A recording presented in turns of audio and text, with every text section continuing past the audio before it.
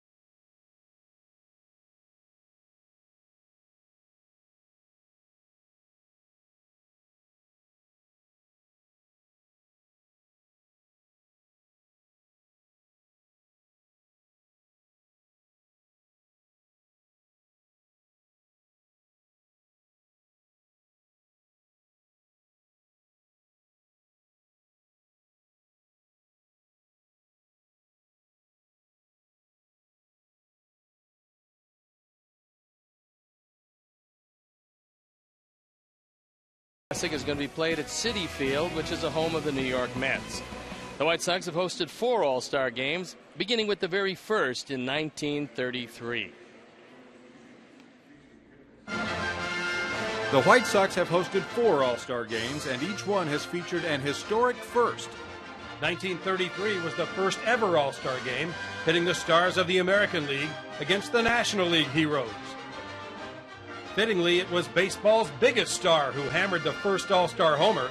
Babe Ruth's 2-run blast in the 3rd inning against the Cardinals' Bill Hallahan gave the AL a 3-0 lead. That was the Babe's only All-Star homer, but it was good enough to win the game for the American League in baseball's inaugural Midsummer Classic. In 1950, the Stars returned to Comiskey Park, and another All-Star first was in the offing. In the 9th, with the NL trailing 3-2, the Pirates' Ralph Kiner smashed a game-tying home run, sending the game into extra innings for the first time in All-Star history. In the top of the 14th, the Cardinals' Red Schoendienst, who hit only 84 homers in his 19-year career, broke the tie with a leadoff long one, giving the NL its first victory since 1944. In 1983, the game returned to its roots for the 50th anniversary of the Midsummer Classic. The AL was looking to snap an 11-game losing streak, and did so, thanks to a record 7-run inning and another All-Star first.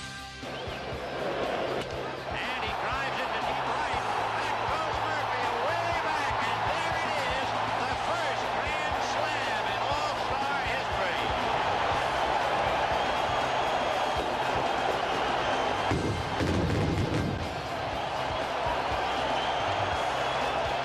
In the summer of 2003, the All-Star Game returned to the South Side, this time at U.S. Cellular Field.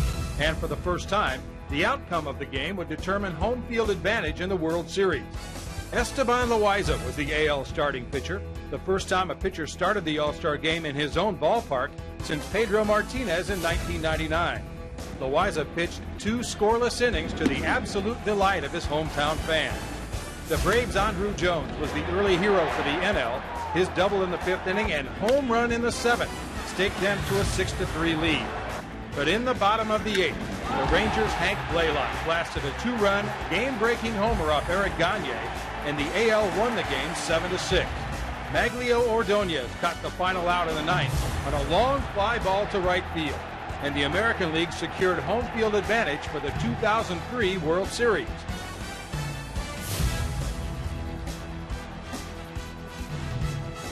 All in all, it was another All-Star Classic played out on Chicago's South Side.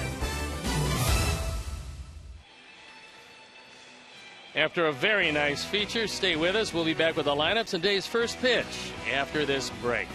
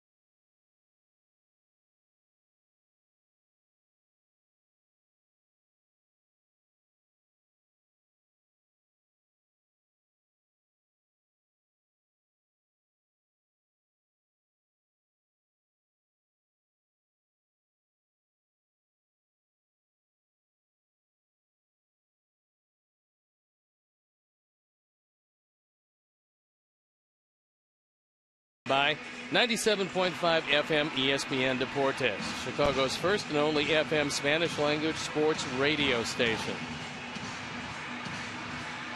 Before the game, Billy Pierce threw out the first pitch. The legendary White Sox left-hander on a day where they gave away his replica statue. And Billy, a wonderful man, a great pitcher, and a charitable dynamo in this town. Nice observance of what Billy has meant to the White Sox and to the entire city of Chicago through his philanthropic and very charitable donation of time and more than a few bucks. So there's a statue of Billy Pierce. He was a great one. You take a look at the Cleveland Indians, who are putting together a solid, if not spectacular, year, winning a huge doubleheader yesterday. They fancy themselves right in the middle of this, and you would expect that they probably would be. On the other side of the field, especially that second game, was just crushing as far as the Sox are concerned. A game they seemingly had put away. But when you look at all of the carnage, 46 runs scored in the doubleheader, 59 hits, 20 pitchers used, and 7 hours and 53 minutes total. The longest doubleheader ever played that didn't include an extra inning game. So let's take a look at how Terry Francona is going to line up his Cleveland Indians for this afternoon affair. Michael Bourne's going to lead it off with his Drupal Cabrera playing shortstop, hitting second. Then it's red-hot Jason Kipnis, the local product, who's tearing it up. Nick Swisher is at first base. Michael Brantley is in left. Carlos Santana behind the plate with Jason Giambi, who had a big at-bat in the second game last night. He's the DH. Ronnie Chisenhall at third and Drew Stubbs in right field and hitting ninth. The White Sox defense is brought to you by Toyota. Let's go places. It's Viciedo, Diaza, and Rios in the outfield. In the infield, Gillespie, Ramirez, Beckham, and Keppinger. Tyler Flowers gets a nod behind the plate, and Dylan Axelrod is on the hill. Dylan 3-4 this year. His ERA a little above 4.5 on for his 16th start. The league hitting .285 against him, which is a pretty high number. However, his control has been very good. And when he's gotten hurt, it's been because he's either gotten behind or he's what's called wild in the strike zone, meaning he gets the ball up and it's hit fairly hard. The umpires for the game today. Wally Bell is behind the plate. Hunter Wendelstedt is at first. Alan Porter is at second. And Mike Esterbrook is at third. So it's 66 degrees at game time. It was cloudy. Just a touch of rain earlier in the day, but not in evidence here as it is sunny. It's summer resort weather in this beautiful city that yesterday had the gigantic parade celebration at Grant Park for the Chicago Blackhawks. Well deserved in their second Stanley Cup in 4 years. So we're ready to play baseball in the third of a 4-game series. I'm ready to turn it over to my play-by-play partner, Ken Harrelson. Hi, Steve. Thank you very much. And once again, good afternoon, everyone, and welcome to White Sox baseball right here over WGN Sports. So happy you could join us on an overcast but beautiful day here in the city. Beautiful. And center fielder Michael Bourne gets set to start things off. He's hitting at .303, a couple of homers, and driven in 15. They want to make sure that he doesn't bunt because Keppinger is on the grass, as is Gillespie at the corners. And Dylan's first pitch of the ball game taken for a strike. And the more you see Michael Bourne, the more you realize this guy's a game changer. He can definitely turn a fastball around, and he can cause a lot of havoc on those base paths. Outfield slightly to the left.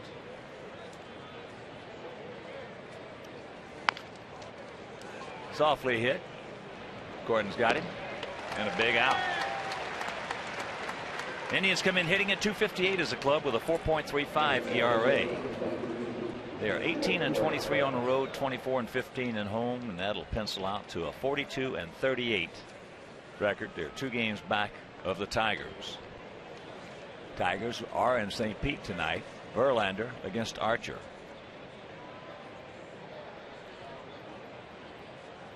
So here is Cabrera as Drupal, 4 for 8 in the series. Had a big pinch hit single in that 9th inning last evening when they scored 4 runs in the top of the 9th to come back and beat us 9-8. That was the first pinch hitting appearance of the year for Cabrera. 0-2 the count. And this is the 8th meeting of the year between these two teams. In the first 7, Cleveland has won 5 of them.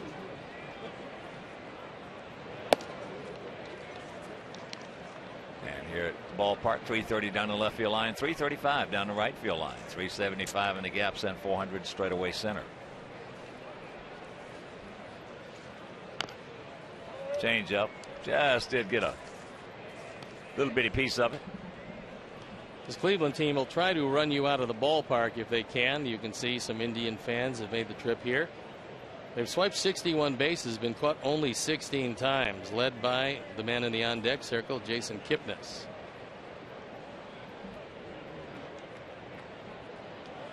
One-two pitch.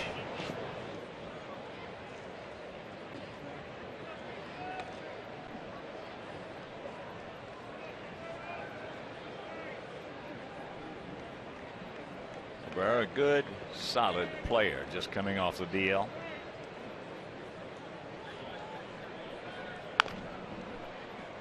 And out in front of that changeup.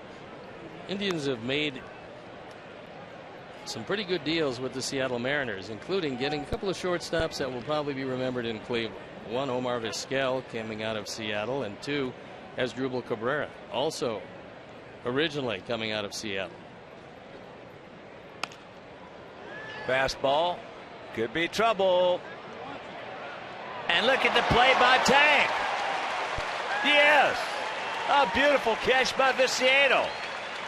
Mercy.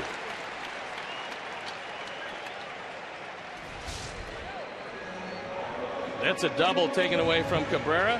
Macedo comes over, folds the arm underneath him.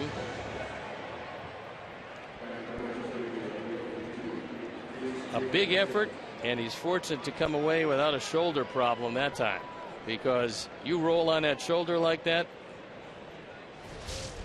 and you risk a lot of injury, but made a spectacular catch.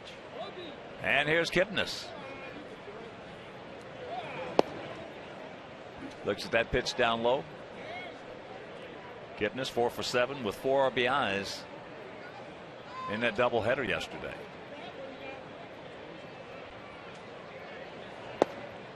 Takes a strike.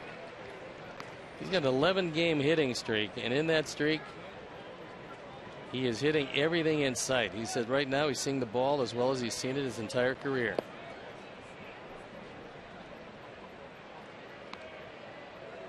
As a rule, hitters will have 2 or 3 of those streaks every season, where hitting is really not that tough. That's the average major league hitter. Now, your good hitters, they will have more time in that streak, and your outstanding hitters, well, they spend almost all their time in that streak. That's low. Full count. Kipnis first looks to drive the ball to left center field and then reacts to the ball inside. And like most hitters, he looks at the fastball and adjusts on down. That's chop foul. From Northbrook, he has a lot of friends and family at the game. Said for last night's game that he left 8 tickets. Today, I'm sure a few more, being a 3 o'clock affair. But he said most of his family by this point and friends certainly are trained, and they will pay for their own. And that's just foul.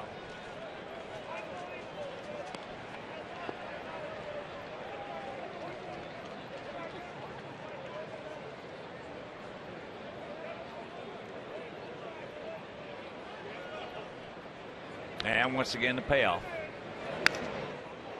Broken back.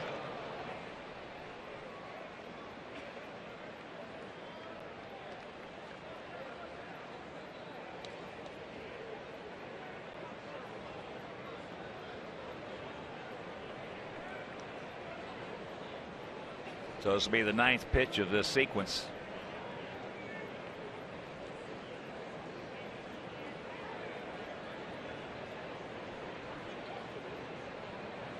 And the payoff. And there's ball 4. So Kipnis, that's the 5th walk in this series. And you're walking their #1 base stealer. He swiped 18 of them, been caught 5 times. Far and away the best on this team.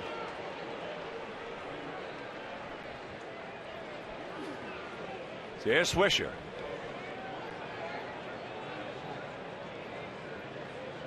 He hit a mammoth home run last night for the game winner, what turned out to be the game winner.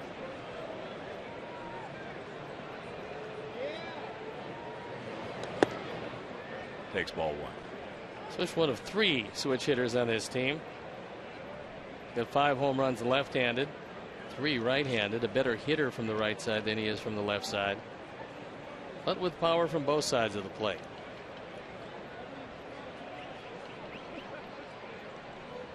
There he goes. Throw, not in time. So that is number 19. The problem with walking Bourne or Kipnis is that you're basically throwing a double, because they are going to take off, and there was absolutely no chance for Tyler Flowers. He gets such a big jump. It's a curveball, good pitch to run. Tyler gets it down there, but it is way late. And that curveball.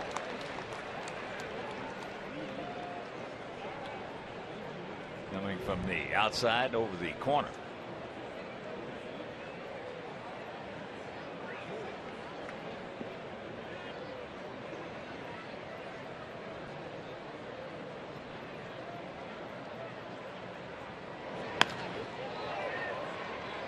And that is caught by Viciedo, hangs up for him, and retires the side. Nothing across. There were no hits. One walk, one left. After half inning of play, it's 5-0, and our guys coming to bat.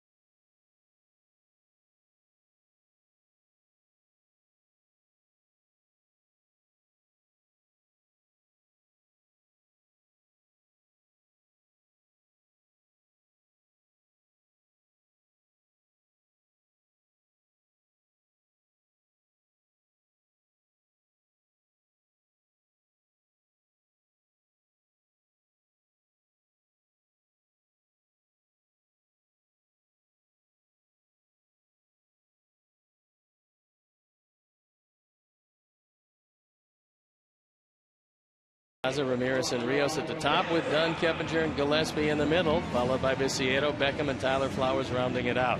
The defense, and how they'll line up behind Ubaldo Jimenez. Bradley, Bourne, and Stubbs in the outfield with Chisenhall, Cabrera, Kipnis, and Swisher in the infield. Carlos Santana with the nod behind the plate, and Ubaldo Jimenez looking for his 7th win or his 5th loss. ERA above 4.5, his 16th start of the year. Lifetime against our Sox 1-3 with a 6.21 ERA, so our hitters have handled him. And before we show you our picks to click, you at home select yours. As here's Alejandro hitting at 261, 10 homers, 40 knocked in, 4 for 6 in the series with a couple of RBIs. Big 6'5" right-hander out of Santo Domingo grabs the strike.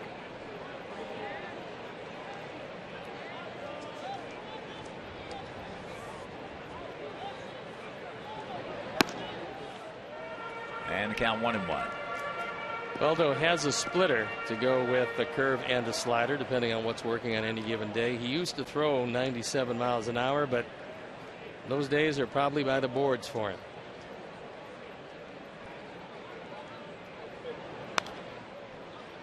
Foul back, so the count 1-2. Well, that doubleheader yesterday set a major league record, not a club record, but a major league record.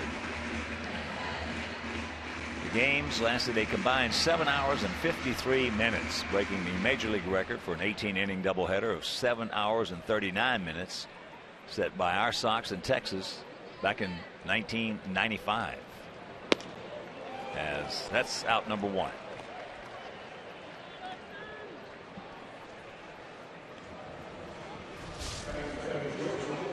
Jimenez goes to the fastball, and it moves pretty well, especially at the end. Throws it right by Diaz.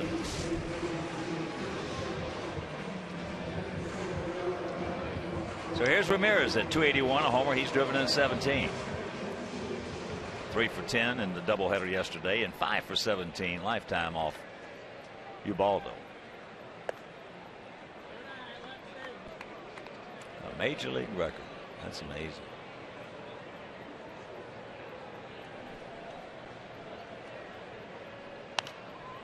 That's foul back.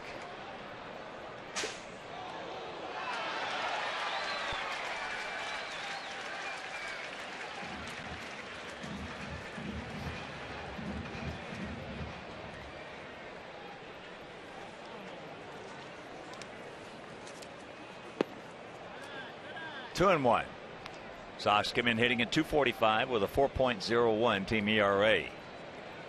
Sox 17 and 17 here at home, but on the road not good. 15 and 28. Off the glove of Chisenhall. Grabbed, and that's going to be a base hit.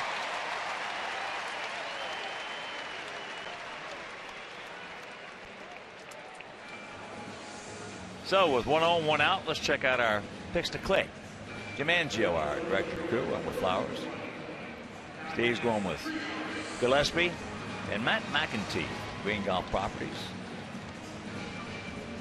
And myself, we're going to go with Gordon Beckham.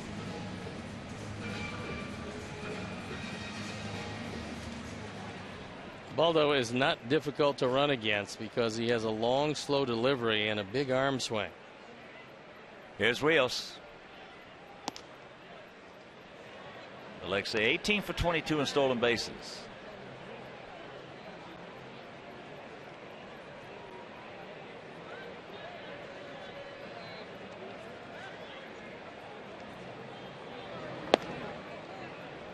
That evens the count at 1. Alex hitting at 272, 11 homers and 36 knocked in, but he's had a tough time with Ubaldo. 1 for 13.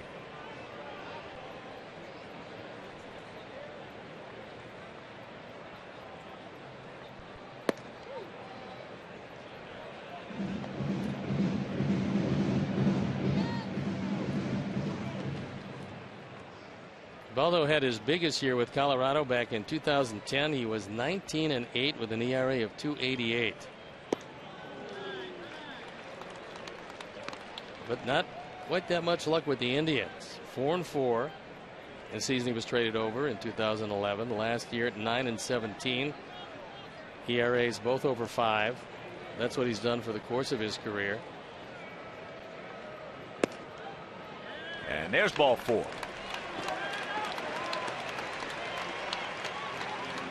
Now 1 out, 2 on, and that'll bring up Adam. Adam, 3 for 8 in the series with a homer and 4 RBIs.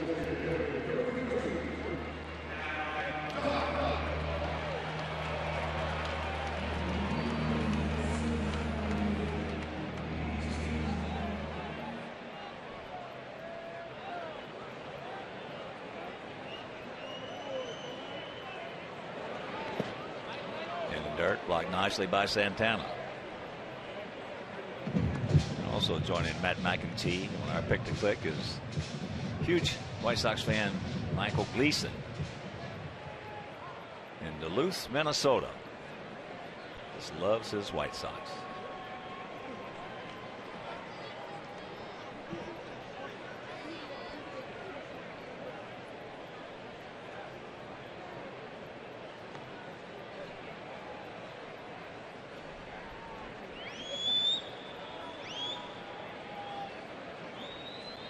Long look in. Now too much time for Adam.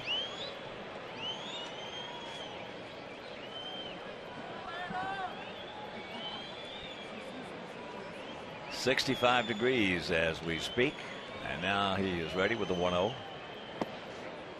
Could not check it up, and that evens the count. First inning yesterday against Trevor Bauer. At this point, Adam hits his 21st. And drives in runs 49 and 50. That made it 3-0 at the time when all was beautiful in that first game. Had him off balance out in front on that one. So 1 ball, 2 strikes. Keppinger on deck.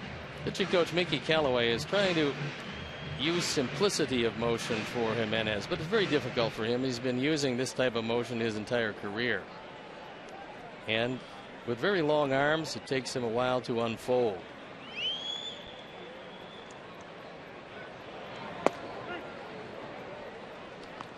Low 2-2.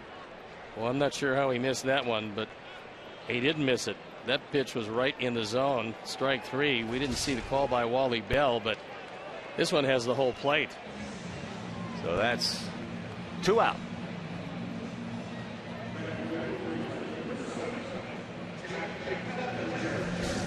And here's Keppinger.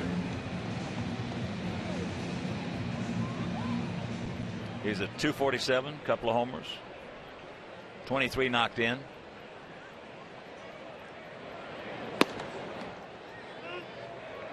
Takes first pitch strike.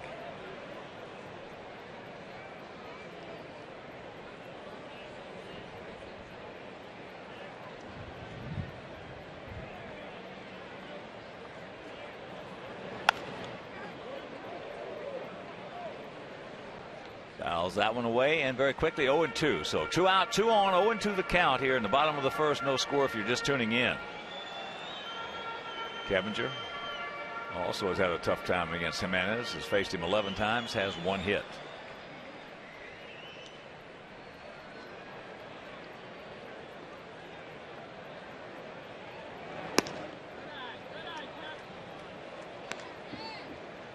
Jeff had a big doubleheader at 6 for 8 because he hit the ball exactly where it was pitched. Down the middle, he took it right back up the middle, lined it to right field, and pulled the ball when he had an opportunity. Got him. And that'll retire the side, so we have a threat, can't score. After 1, nada.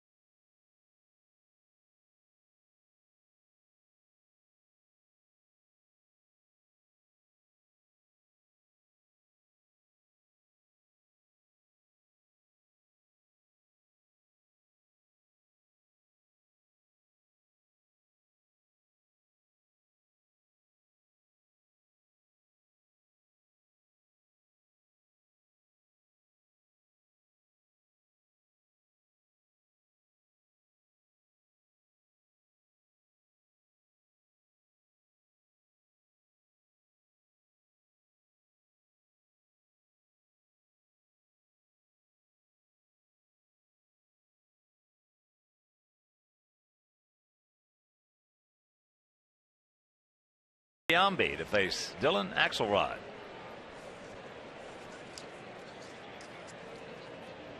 Brantley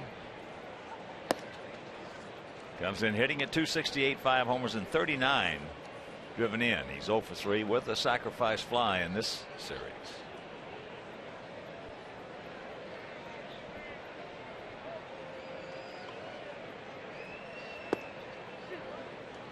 Takes a strike to even the count.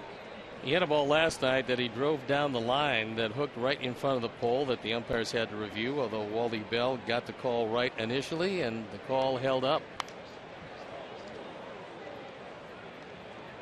Indians would have taken the lead on that in the 8th inning. As it turned out, it wasn't necessary. They scored 4 in the 9th on 4 hits to win the ball game 9-8.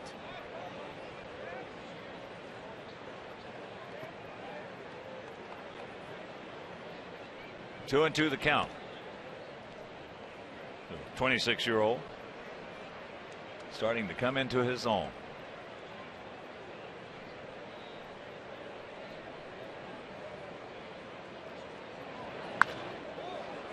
Hang loose.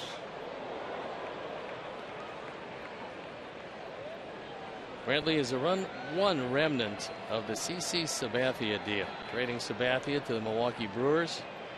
They thought Matt Laporta was going to be the star of that trade. As it turned out, it was Michael Brantley.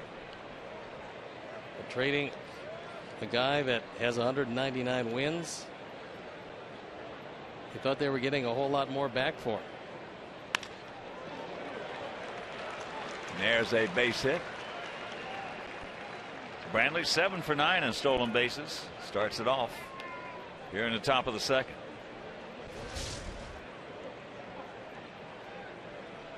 That's a changeup. It's out away, but he stays right with it. You see the front foot. He planted that, but he kept his hands back. And you'll see hitters, they can move their weight. But if they keep their hands back, now watch the foot. The foot is down, but he keeps his hands back on the off-speed pitch. And by keeping your hands back, you can make good enough contact, in this case, to drive the ball into right center field.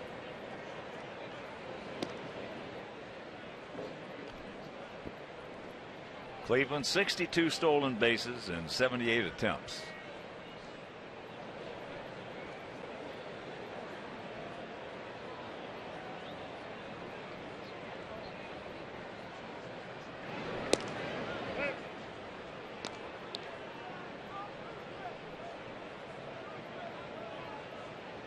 Third of this 4-game set.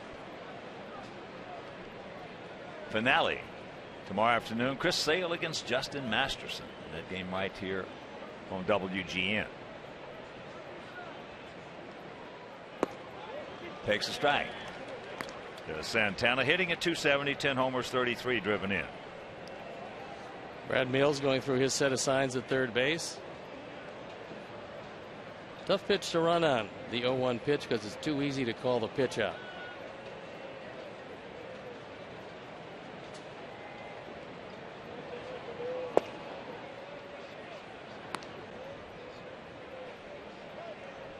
One and one to count. Santana is 1 for 4 against Axelrod.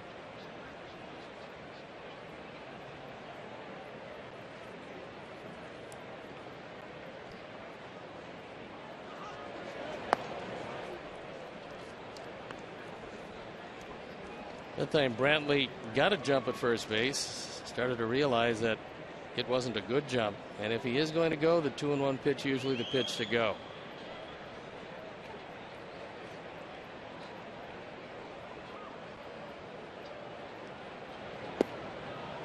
Three and one to count. That time Dillon used a quick pitch, came to a set, but came right at Santana, not giving Brantley any chance, so he's varying his times on holding the baseball, trying to combat the base stealing.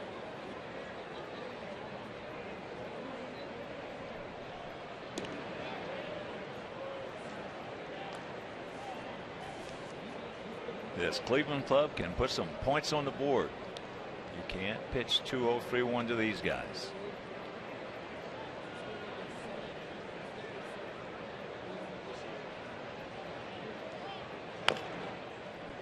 Count is full with Jason Giambi on deck.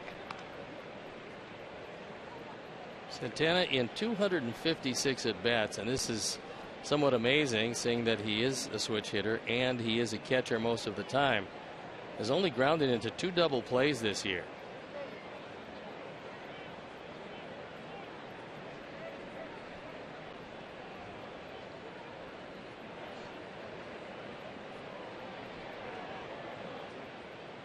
Now too much time again. Dillon, as a rule, when he pitches slow, he gets beat. When he gets it and throws it, he pitches well. There he goes. It's fouled over by the Cleveland dugout. Nice catch by Mike Sarbaugh, first base coach. So Brantley having to retreat. And Dillon with nobody out here in the second inning at the 35 pitch mark. So he would very much welcome a one-hop shot right at Gordon Beckham.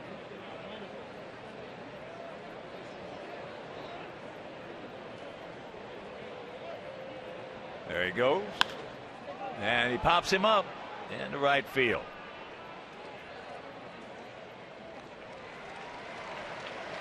So that is out number 1. And White Sox fans, join us on July 2nd, 3rd, and 4th for baseball, food, fireworks, and fun against the Orioles. Enjoy great food at great prices, including $1 hot dogs. Now, on July 3rd, enjoy an extended post-game fireworks display that's going to last 18 minutes.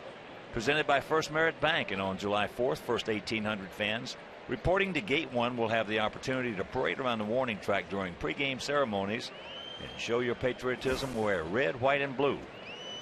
Tickets start as low as $7, so visit whitesox.com.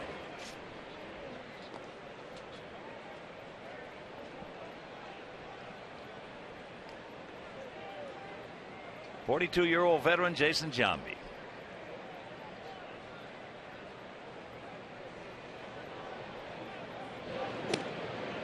Giambi had a big at bat last night. It was a pinch hitting role.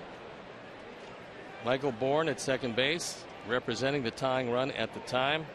He battled and battled and finally fly deep enough to center field to move Bourne to third base. Kipnis then drove him home with a sacrifice fly, and the game was tied.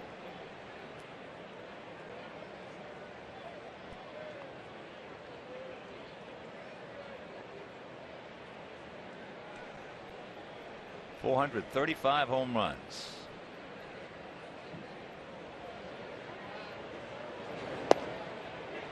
And there's a strike. 1-1 to count.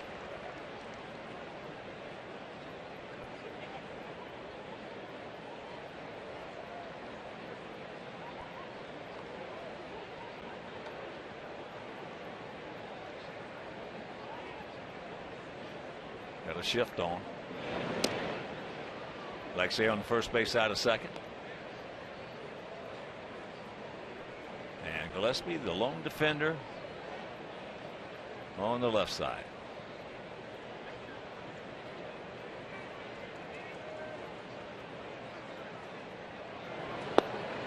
There's another strike, and the count 1-2. A lot of teams, when they make that shift, will take the third baseman and put him where Alexei is standing. The reason is they want the shortstop to play shortstop because he undoubtedly has more range than the third baseman. In the case of the Sox, they do move Gillespie at straightaway shortstop and move Ramirez on the right side of the diamond. Harper, take your time. You got plenty of it. And rack them up after an inning and a half, no score.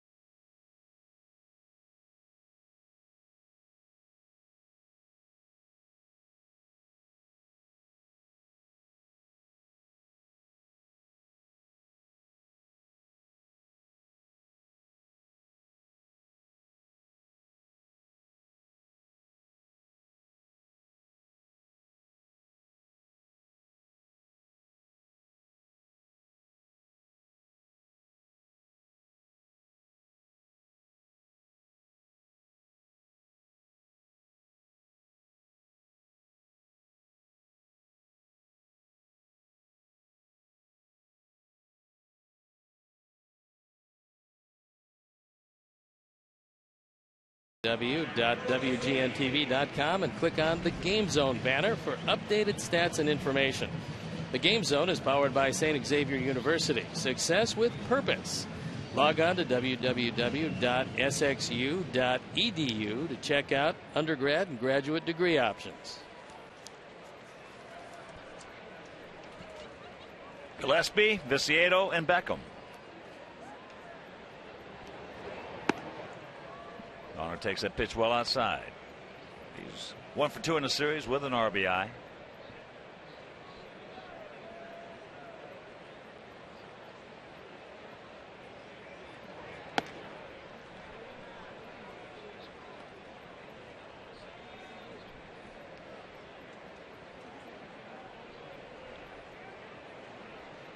Aldo Jimenez, born in Nagua, Dominican Republic. As I mentioned, now resides in Santo Domingo. It's interesting, back in 2010 when he was 19-8, I recall before the All-Star break, there was a lot of conversation about him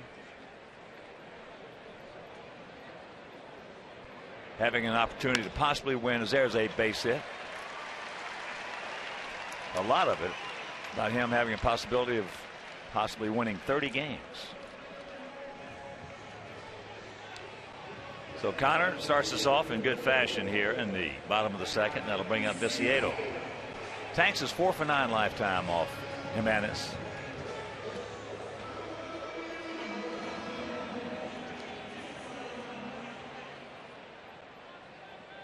But obviously it didn't work out. Wound up 19-8 with a 2.88 ERA. Good swing, but fouls it off to the right side. Well, there's another guy having a magnificent year, and it's Max Scherzer of the Detroit Tigers. Starting 12-0, he won his 12th last night. In the 113-year history of the Tigers, it's never happened before. None of their pitchers have ever gone 12-0, and it hasn't happened in the major leagues since Roger Clemens did it in 1986.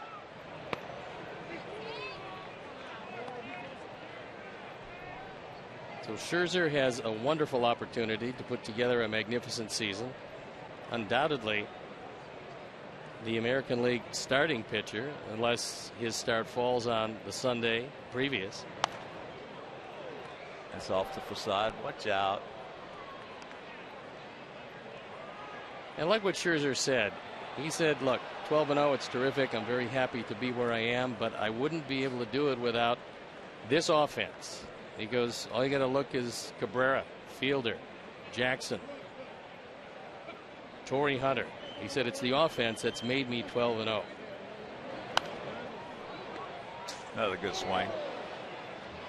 Well, it's going to be almost impossible for a guy to win 30 games. And the reason being, the last 30-game winner when he won 31 was Denny McClain back in 1968. And he had an offense every bit as good, with the exception of Cabrera, as the Tigers do today. But the one thing Denny did was he had 26 complete games. And a 4-man rotation. Now they go with 5. Nobody is going to have 26 complete games again. And your bullpen is not going to get it done for you. So 30 games is almost non-existent in the future. So Sandy Alomar going through his set of signs to Carlos Santana. That breaking ball low and away on a full count. Joe McEwing going through his set of signs to Connor Gillespie. So it's a game within a game. You have a lot of people doing a lot of things between pitches.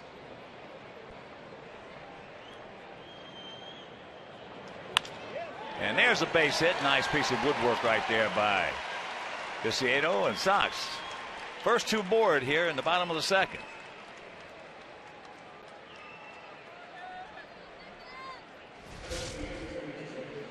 Viciedo continues his mastery against Jimenez. That's a hanging slider. It's actually out of the zone. But Viciedo with very good plate coverage. And Gillespie, without that blazing speed, decides with nobody out, stay at second base. Here's Beckham. Gordon 4 for 10 in the series. 2 RBIs. 5 for 13 against Jimenez. Takes strike 1.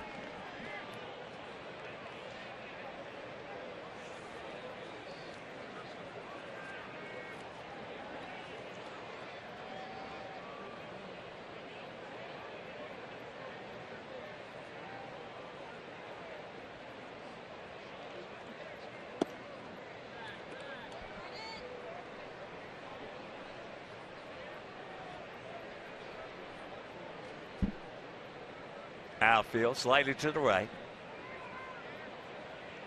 Chisenhall well off the line at third and even with a bag. Indians looking for a pair. Could not check it up. Now advantage goes to Ubaldo. Ubaldo pitches from the extreme third base side of the pitcher's mound.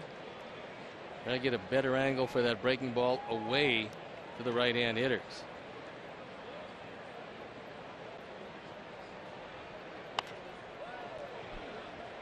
Fires that one into one of the super sweets. There was some problems with him in Colorado, as you see what he's done career-wise against our Sox, and it has not been pretty for him. But he was a bit disappointed when they didn't extend to him a long-term deal, and at the time they were signing guys to long-term contracts.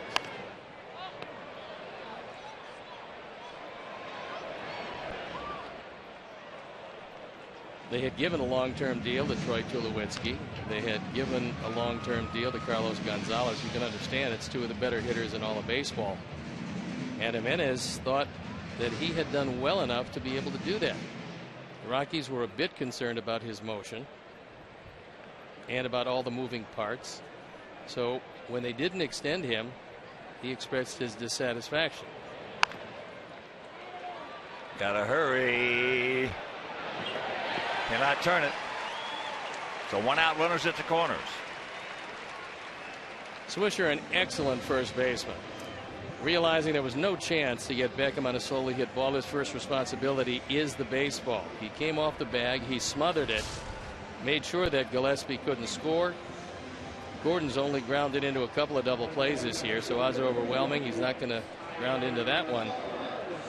And Swisher came up, got away from the bag toward the baseball to make sure that the double play was in order. 1 and 2. Gillespie stayed at third.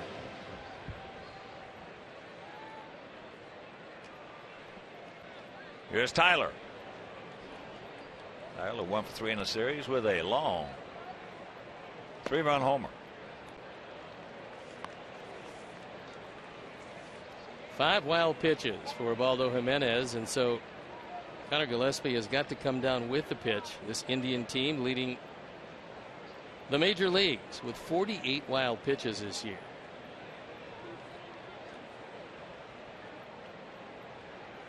Gordon decent lead.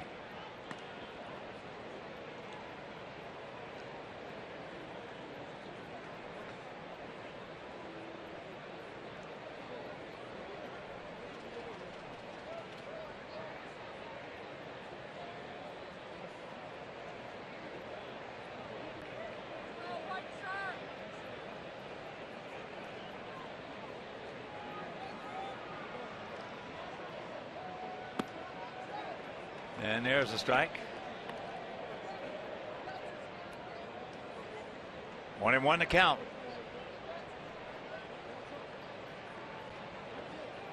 Joe McEwing going through his sequence. Thus making sure Beckham does not get doubled up on a line drive.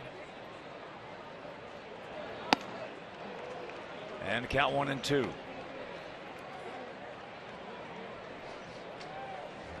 That fastball, which used to be overwhelming, now 92, maybe tops he can get to 93. But when you throw it where he threw it, if a hitter expands his zone, he cannot catch up to it up there.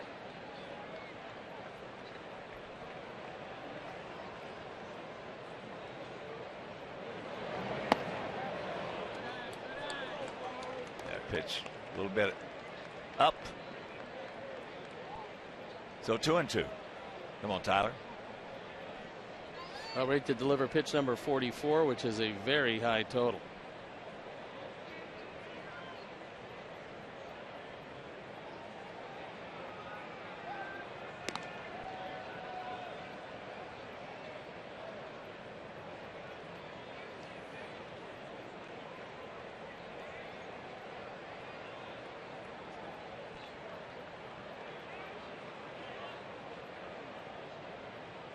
Gordon, good lead. And there's a shot base hit down into the corner. But Gordon will make the turn. Now they're going to hold him at third. And a good thing as Michael Brantley hit the cutoff man. But the Sox take a quick 1-0 lead on the double by Tyler Flowers. Heller drives in run number 22. That looked like a straight change or a little slider in the zone that didn't do a whole lot. And just barely over the head of Chisenhall at third. Joe McEwing makes sure he gets down the line in the sight of Gordon Beckham, where he can hold him up if the cutoff throws are good. They were. Don't stop now, boys. As here's Diaza. He struck out. Leading off last inning.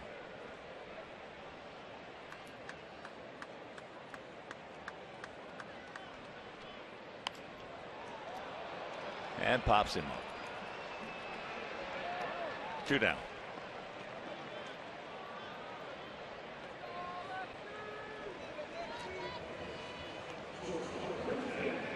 So it's up to Alexei. We left a lot of guys on last night. Could not get them in. Even though we did score 8 runs, we could have put 11 or 12 on the board very easily. We stranded 10 guys in that game. They only left 5. Alexei had that little infield single off the glove of Chisenhall. Takes it right there. That at 95.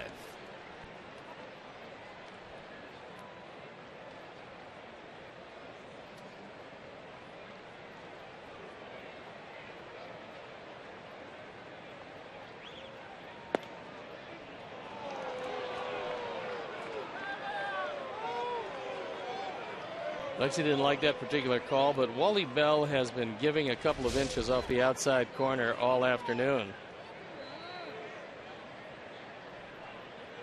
And that ball, no exception, was off the plate, but it's been called. The 0-2. Watch out. That'll make that outside corner look a little bit further away. And they want to appeal if he swung. That was close right there. That could have been, what's this, in the face.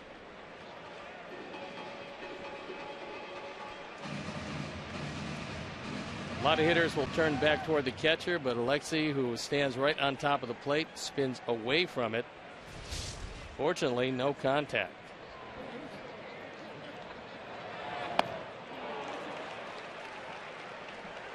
We get on the board. Could have had more. Didn't do it. We lead it 1-0.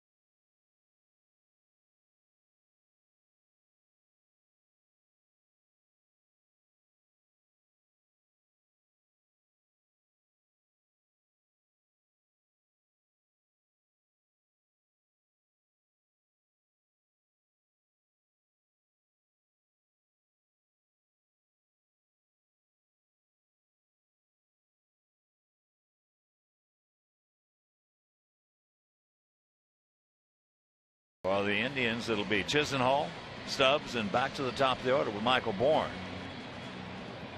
Chisenhall on a 6-game hitting streak comes in at 240, 4 homers, and 16 knocked in. 2 for 6 in this series with a couple of RBIs.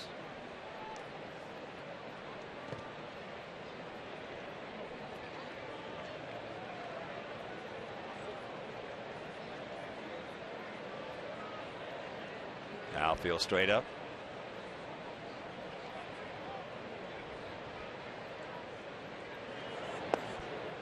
Drops a curveball on. Last year, Chisenhall had a broken right wrist. He came back for about 3 weeks toward the end of the season. This year, he was just sent to the minor leagues because he wasn't hitting particularly well. Very quickly, 0-2 the count. They did drop his hands, but what we saw last night was he was swinging a lot of pitches up and out of the zone.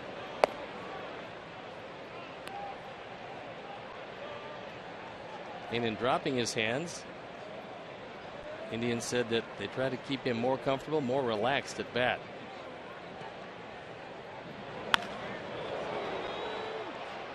That's just a long foul ball.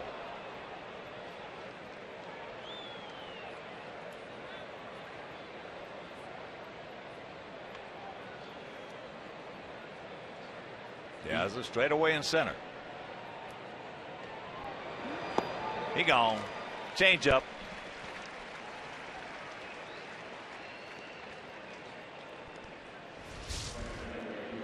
Lower hands will not help you if you expand that strike zone. And this is a good pitch by Axelrod. Threw it in a perfect spot and got him to expand that zone. So here's Stubbs. Hitting at 241 with 6 homers, 29 knocked in. 2 for 9 in the series with 3 RBIs. Can't get it upstairs. 1-4-0 for our guys. No runs, 1 hit, no errors for their guys.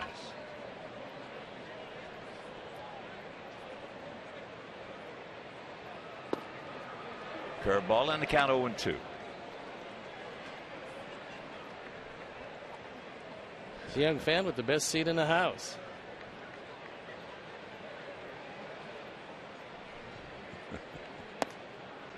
Lays off that one.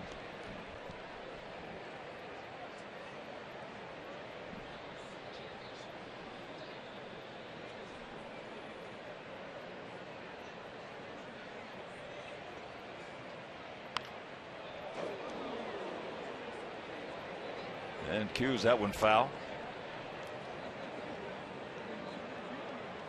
And I want to congratulate Dylan and also White Sox coach Mike Kushersky, who had their numbers retired by the Windy City Thunderbolts of the Independent Frontier League before the Thunderbolts game on Thursday night. Watch out. Axelrod was honored with jersey number 23 and Kushersky with number 1. Addison Reed, Jordan Danks, and Coach Lionel Diaz also in attendance. So a nice honor for Dylan and Mike. He gone. 2 down.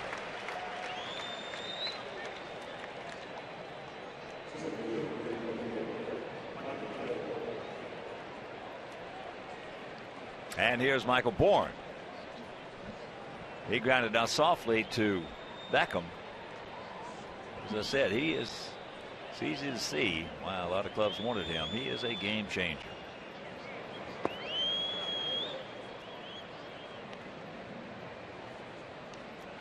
Percentage is really not that good. 11 for 16 in stolen bases.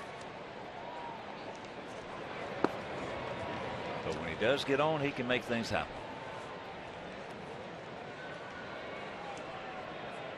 One and one to count. Big gap out there in right center. And that's poked out into short left center field. Tanks coming over, making another catch. Yes. Second. Beautiful play by Viciedo. And that'll retire the side. We'll go to the bottom of the third. It is a 1-0 Sox lead. Showtime.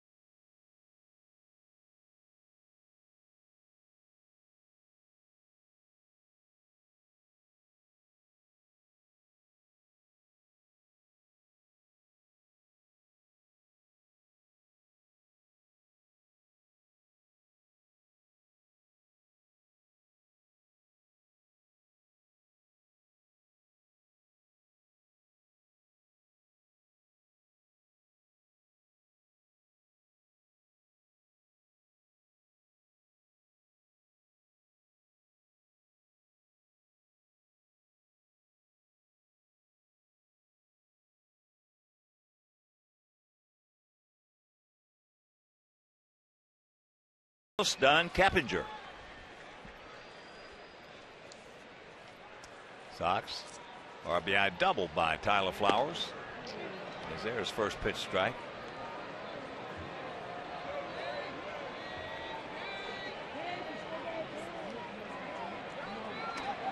Boys, you might as well adjust to the fact that the pitch is going to be called. Yeah, let's high pop up. He's calling it for both sides. So Rios now 0 for 1. He walked his first trip. And as long as that's the case, and you know it, all you want to do is know the rules, and that's the rule today.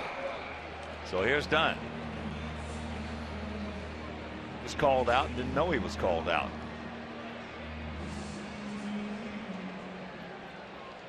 Jimenez with 4 strikeouts.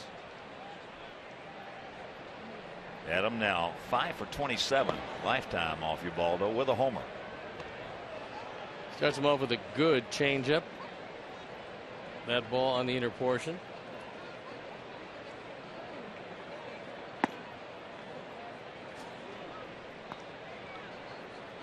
One to count.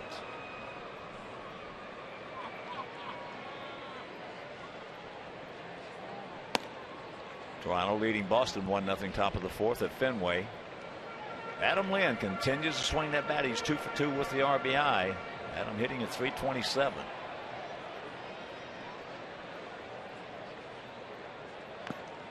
Just got a piece of that one. Minnesota shutting out Kansas City 6-0. That's in the top of the 3rd at Target Field. As we mentioned later on, Detroit at Tampa Bay, Verlander against Archer.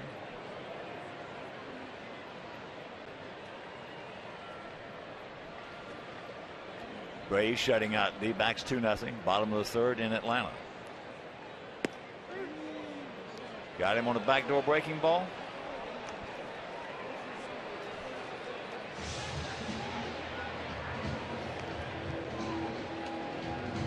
So that is 5 strikeouts, 2 down, and that'll bring up Cappinger. And a reminder, watch the game in luxury from behind home plate in the Gold Coast Ticket Clubs here at US Cellular Field. Gold Coast Tickets, you've got a guy, and of course that's Sharon and all the terrific folks at Gold Coast Tickets.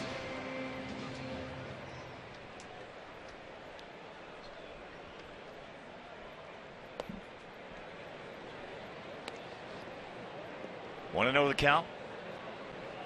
Cappinger was also called out.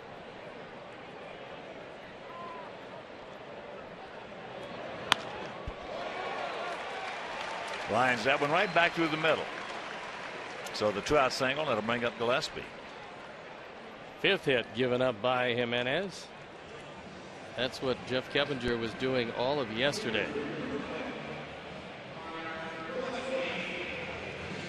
Detroit might have gotten a pretty good break, which unfortunately is going to hurt Tampa Bay.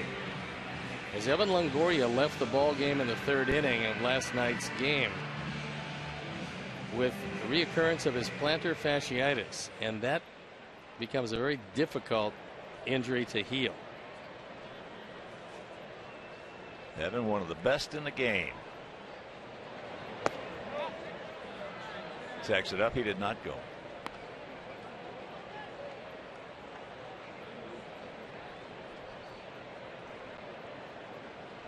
Love to watch Longoria hit and field.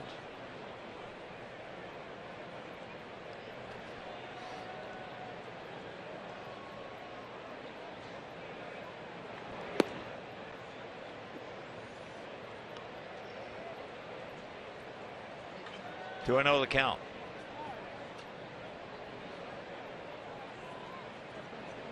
Connor and his wife welcomed Mason Gillespie to this world a couple of days ago. He missed the club for a couple of days, but he's back.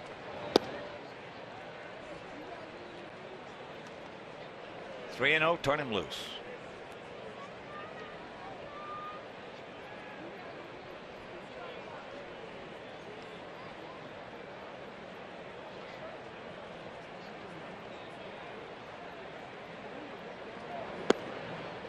And there's ball 4. Taking all the way. So the second walk, and that'll bring up Viciedo. Tank single between 1st and 2nd. but he has made 2 gorgeous plays with the leather.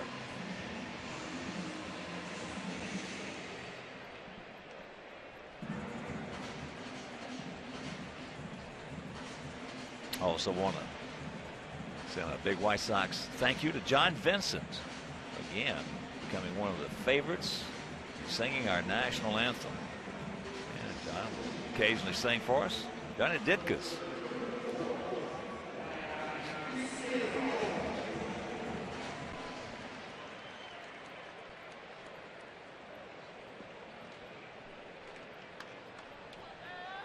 Two on, 2 out. Low one away.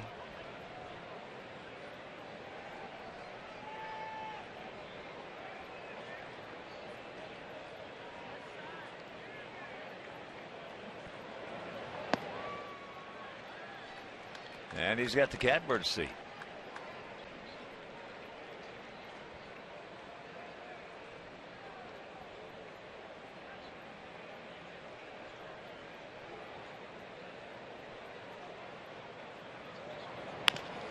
There's a chopper. Chisenhall on the short hop. And that'll retire the side. So we have a mild threat with 2 out, 2 on. Can't score. We're into the 4th, leading 1-0.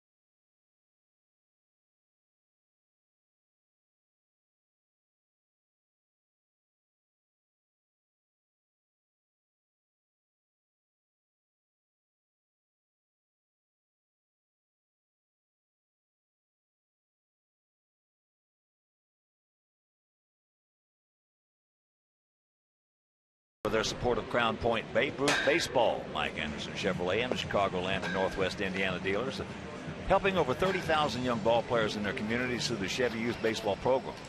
And since 2010, the Chicago area Chevy dealers have been providing local youth leagues with equipment kits, instructional clinics, and much needed financial support. So once again, from the big leagues to the youth league, Chevy is truly the official vehicle of baseball. This second time through the order and through the middle of a very tough Indian lineup. So Dylan, if he gets through this inning, should be okay for a bit. Cabrera will lead it off. He was robbed of extra bases on a beautiful play by Viciedo in the first inning. A terrific catch. As we mentioned, Tank has made 2. And if you miss those plays, poof.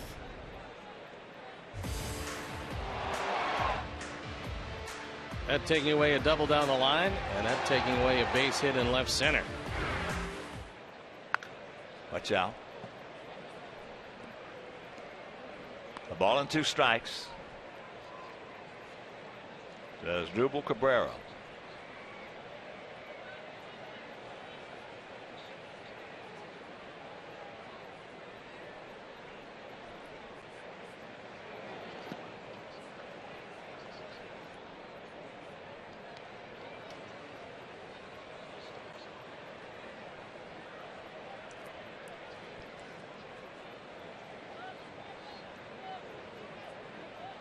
Two pitch.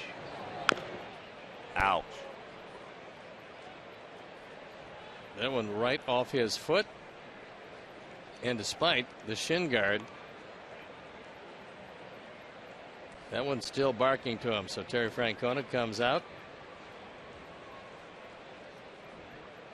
Wants to know about his recently activated shortstop. He was on the disabled list. They're very happy to get him back.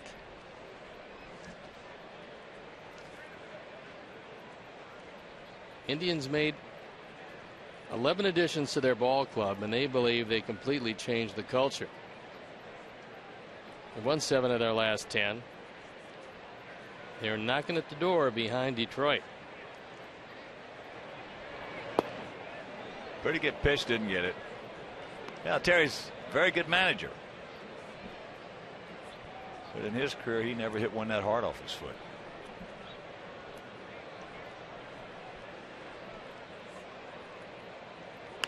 That ball hit hard into right center field. A changeup. And it's out of here. So we got ourselves a 1-1 tie.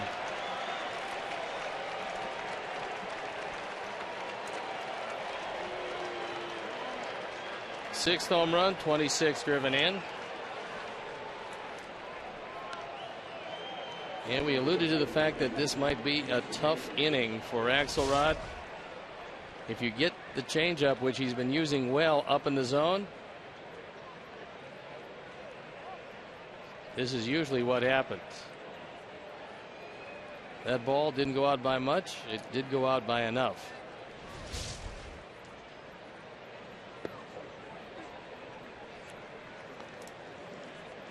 Kipnis takes strike 1. He has walked and he has a stolen base.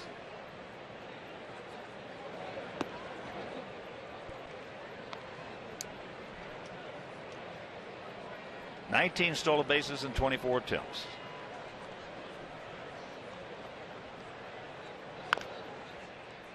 And that is top foul. He does have an 11-game hitting streak where he's hit in the neighborhood of 500. And over the last 22, hitting a robust 436.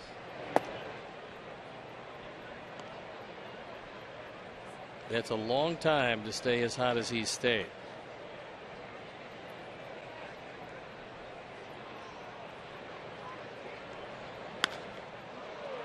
And that ball hit deep in the center field, but we got a man there on the track.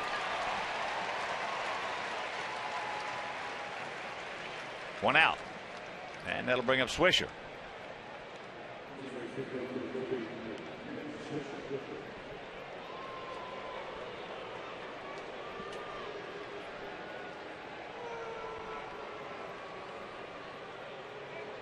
Swish went out to Viciato in left field.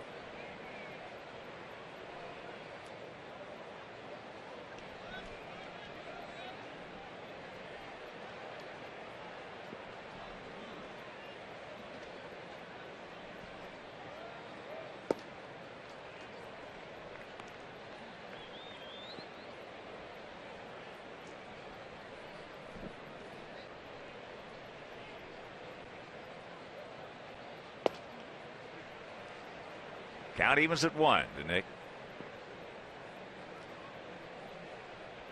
Career against our Sox, including Oakland, the Yankees, and Cleveland. So he's been pretty tough. And he will look at a lot of pitches.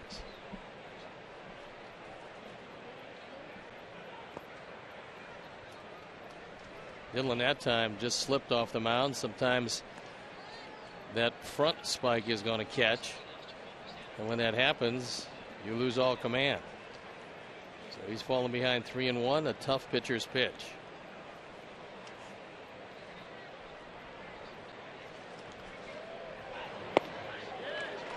Full count. Well, Swish followed his father Steve as a first-round pick to join Tom and Ben Grieve and Jeff and Sean Burroughs as the only 3 father-son first rounders in baseball.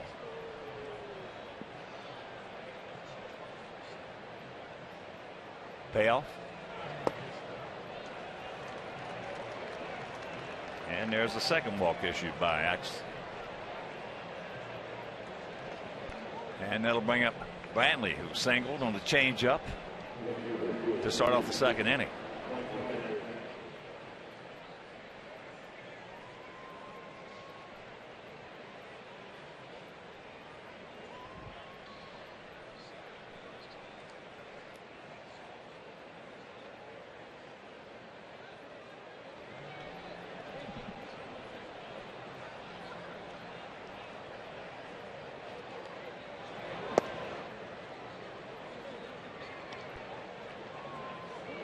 Gillespie with the bag off the line at third.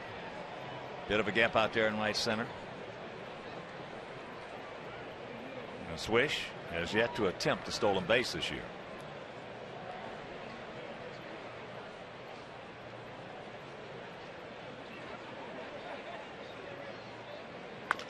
Okay. All right. Nice play right there. By the ball stayed down. Rack him up. But the home run by Cabrera got a high changeup, did not miss it. We go to the bottom of the fourth, tied at 1.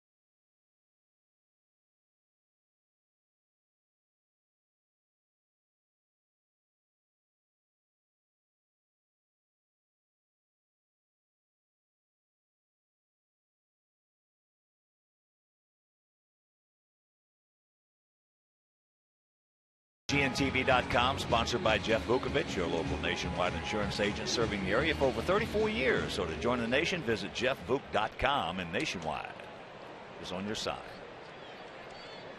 1-1 tie. First pitch to Beckham. And that's by Chiz down at third. So Gordon will make the turn. You got to hurry. Here's a throw. And they got him. Terrific play in left field by Michael Brantley. Going toward the line, he was able to right himself and put it right on the button at second. So Gordon takes a first ball fastball, takes it down the line. Chisenhall has no chance. But Brantley hustles over and puts it right there.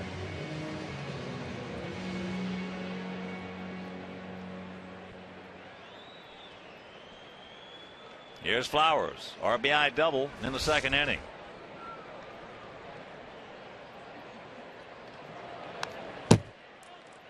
Just underneath that one.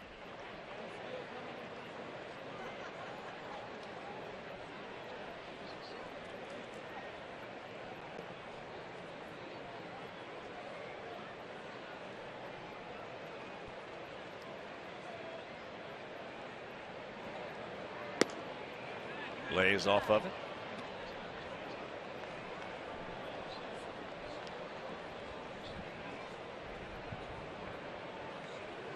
And the Sox A couple of roster moves prior to the game today. They recall pitcher, right-handed pitcher, Simon Castro from Charlotte. And he will wear number 55. And following last night's game, Sox option Brent Morel and Brian Almagroso back to Charlotte.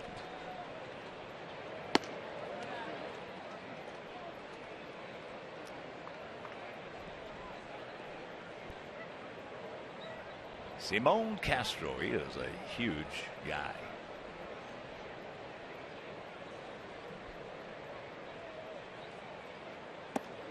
That's up and in. Also down in Charlotte.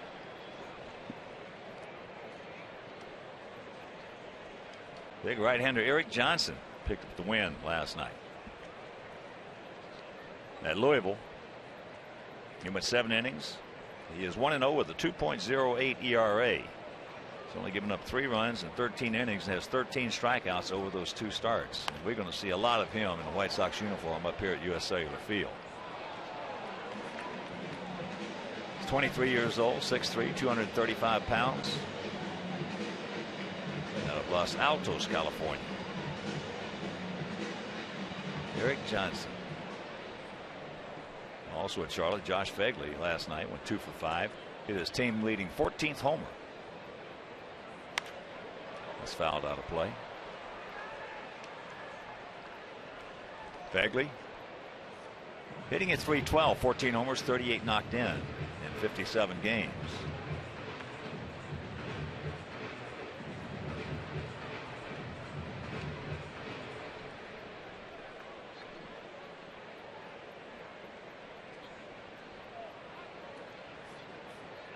Birmingham won 2-1 down at Huntsville.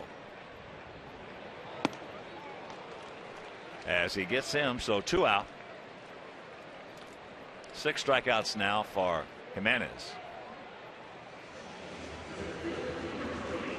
Trace Thompson swinging the bat well, 7 for his last 19 down there at Birmingham. Mike Blank, big catcher, 8 for 19, as is Josh Fegley, a catcher.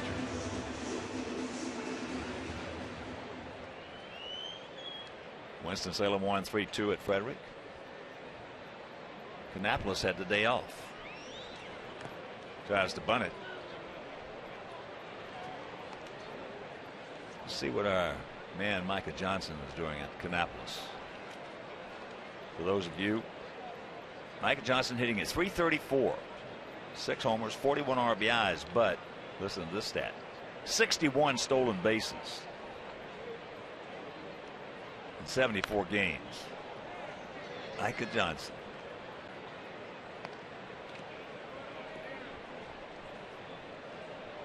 Oh, and 2 the count to Alejandro. Alejandro has struck out and popped up to Chisenhall at third.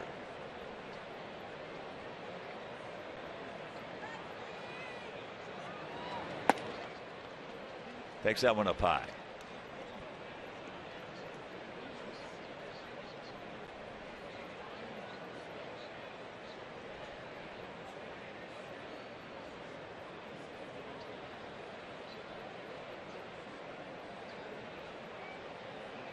Gap out there in right center.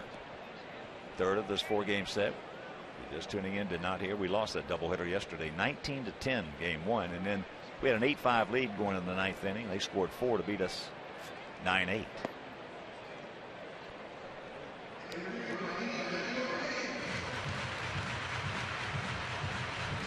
That's 78 pitches already for Jimenez, and we are not through the 4th inning.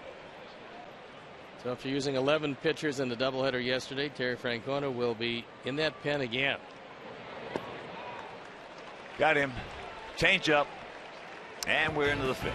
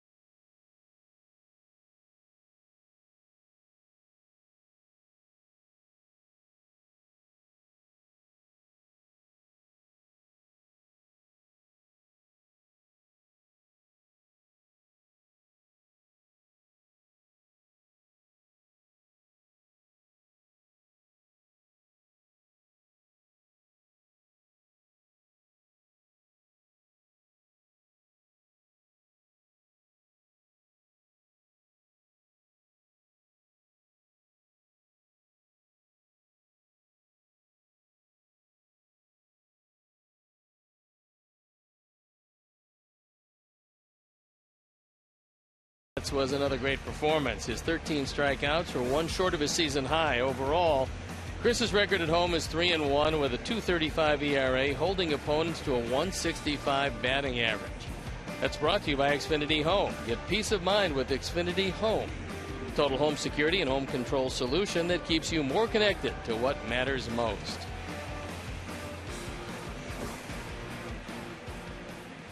Santana, Giambi, and Chisenhall. What has turned out to be just a gorgeous afternoon here in Chicago. Santana popped up to Rios.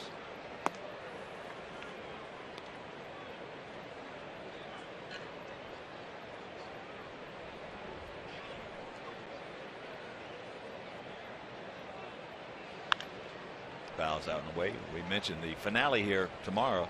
Chris Sale against Justin Masterson. So make your plans to be with us. If you can't, we'll have it right back here on WGN. Then an off day on Monday. Then Tuesday, Wednesday, and Thursday, the Baltimore Orioles. Buck Showalters. Tough Baltimore Orioles.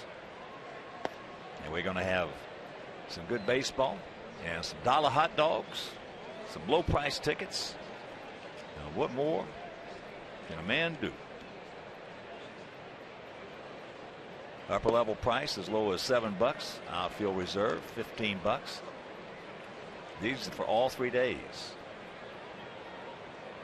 Dollar hot dogs all 3 days. On Wednesday, there's the shot down into the corner. Now he's not going to be able to get that. So the throw. Santana can move it. His 20th two-bagger.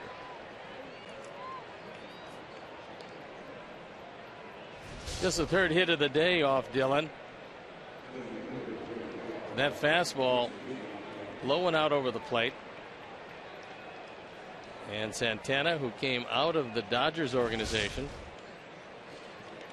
came to the Indians in a deal for Casey Blake, which was one of those deals where they thought Blake would help them immediately, and they knew that Santana would be very good down the road. And Cleveland made a terrific trade. So here's Giambi. Hit into a 3-6-3 double play. Cannot get it. But during that Baltimore series, $1 premium pork hot dogs, $2 popcorn bucket, $2 popcorn megaphone, $3 Vienna beef, $3 Polish, $3 brat, $3 Italian sausage.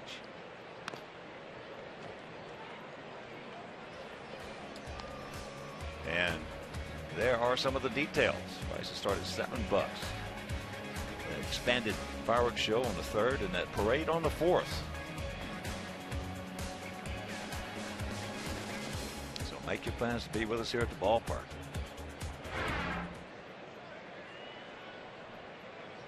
They got a shift on. Alexei on the first base side of second. Giambi normally a dead pull hitter, and he's going to be trying everything he can to hit the ball to the right side. Conversely, Dillon is going to try to do everything he can to get him to hit the ball to the left side. Well, that's going to get the job done. One out with Santana into third. Colorado Rockies leading San Francisco 1-0 heading into the 6th inning. But the big story in that game is still Michael Kadire. He's reached base in 45 straight games. He's extended his hitting streak to 26 straight games. Already both of them all-time Rocky records.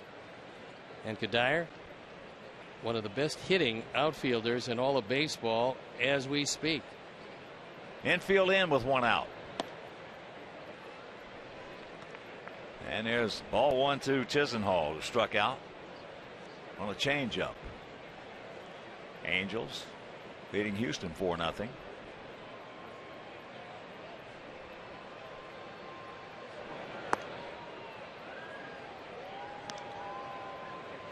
Callaspo has knocked in a pair, as has Ibar. Angels trying to get Some continuity. Big hack, no contact, 2-1. D-backs have come back to top the Braves at 2. St. Louis shutting out Oakland 2-0. Game in the top of the 6th out at the Coliseum.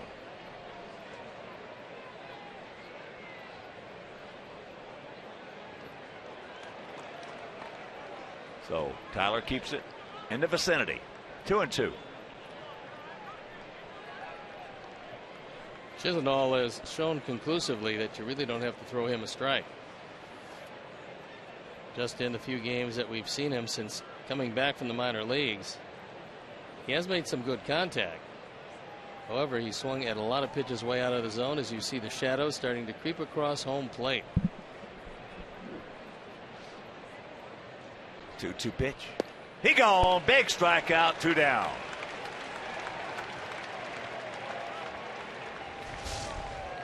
This ball well in off the plate, and Chisenhall swinging at just about everything.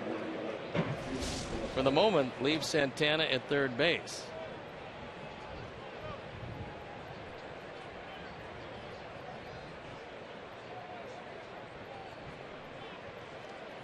And while they're talking Sox fans, on Friday, July 19th at 7:10, our Sox take on the Braves, and the first 20,000 fans ages 21 and over will receive a White Sox Miller Lite cooler bag presented by Miller Lite. Miller Lite, official beer of your Chicago White Sox. So WhiteSox.com or 866 Sox game, as here is Drew Stubbs.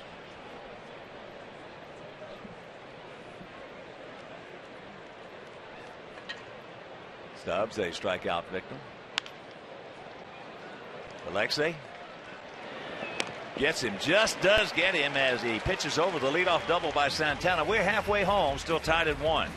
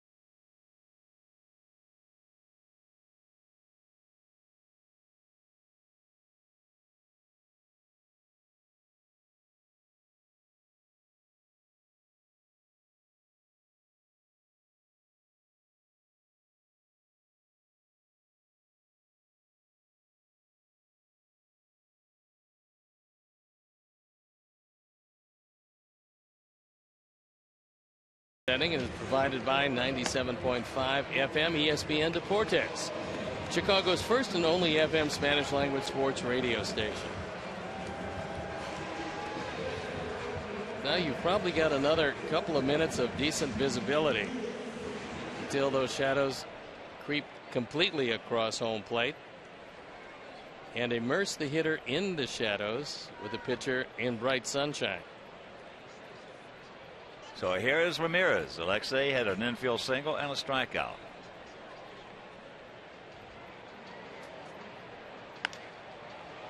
First ball hunting, pops it up. Drew Stubbs, one pitch, can of corn. And that'll bring up Alex. Alex has walked, and he also has popped up to Stubbs.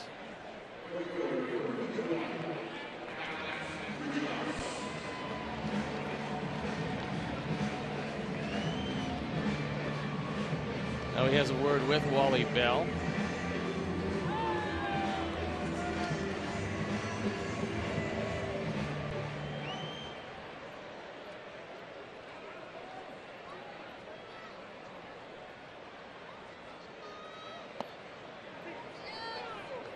First pitch strike.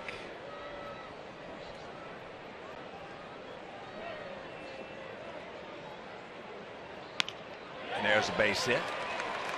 So good speed aboard. He's 13 for 18 in stolen bases. And a reminder, our Sox and Camarena Tequila both know that giving anything less than 100% just is not good enough. And that's why Camarena only offers award-winning 100% Blue Agave Tequila. Camarena Tequila, the official tequila of our White Sox. A couple of those Blue Agave 100% Camarenas after the game last night. After a long day at the ballpark.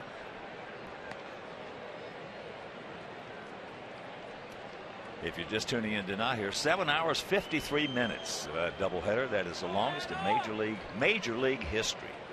Not just White Sox history, Major League history. There he goes. Safe. Number 14. For Alex.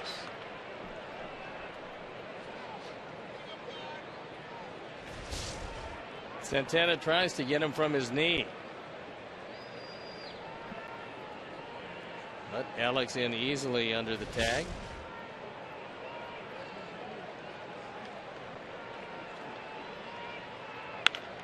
Ball hit hard, but they got the shift on and getting us right there.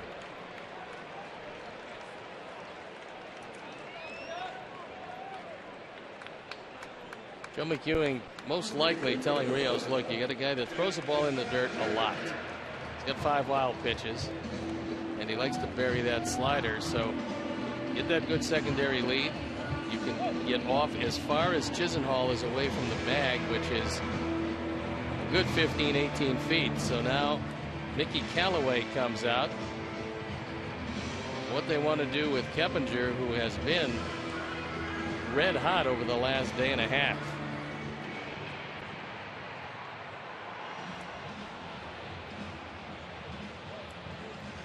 Try to stay away from the hot stick, and he has been that. But in the last 50 years, more, 5 years now, I've seen most of the dramatic shifts in baseball. And without question, the guy who has been hurt the most by it has been Adam Dunn.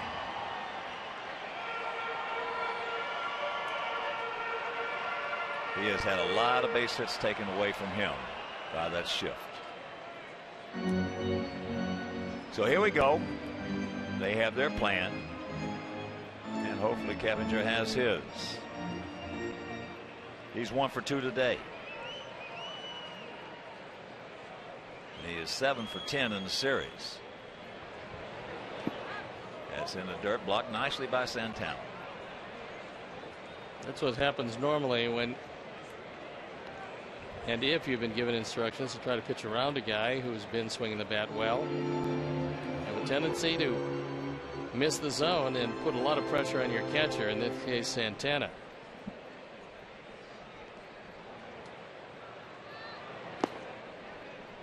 And that one low, 2-0.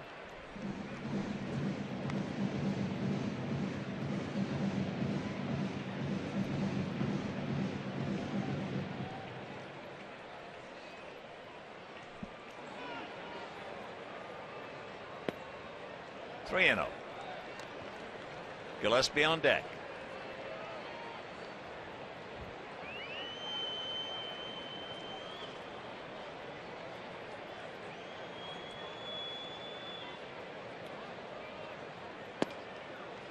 There's a strike.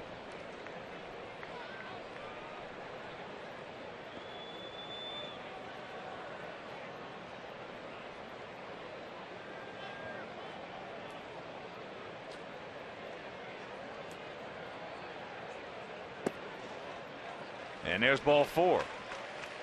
That has always mystified me, how you will go around somebody, you throw 3 pitches in the dirt that the catcher has to block.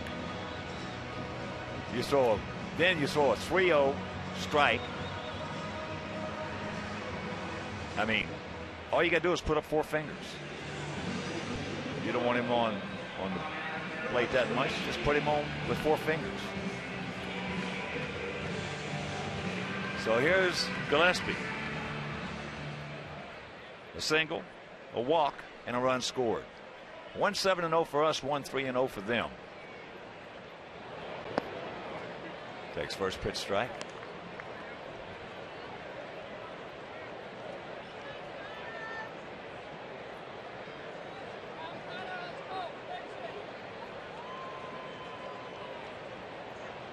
Gap out there in right center.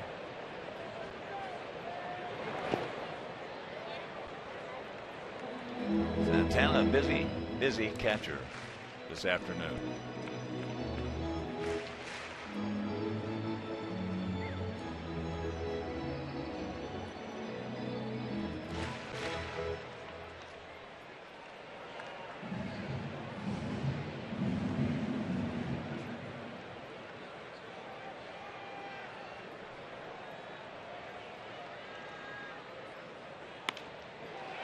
Got in on him, ate him up. There's the throw. It's off the mark. Alex scores, and it's a 2-1 Sox lead. That should be a base hit. I think we catch a break that Asdrubal Cabrera decided not to go to second base. Goes as a single and a run batted in. RBI number 20 for Gillespie.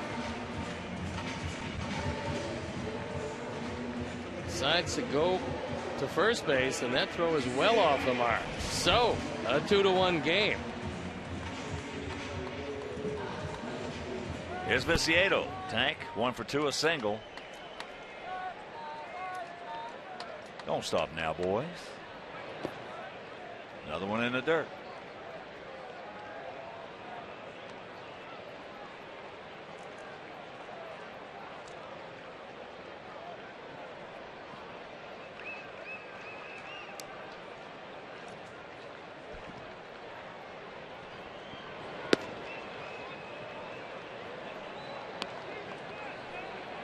Two 2-0 the count.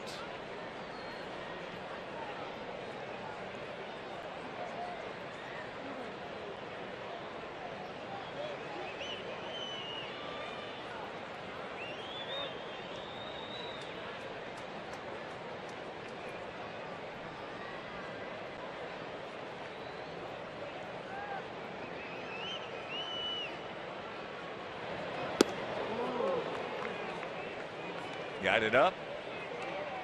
And he chased it, couldn't do anything with it.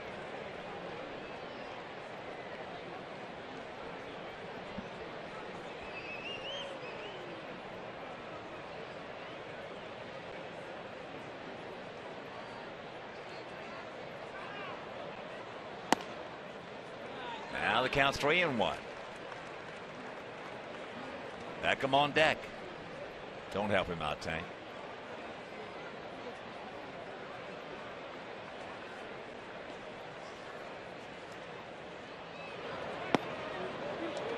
One breaking ball.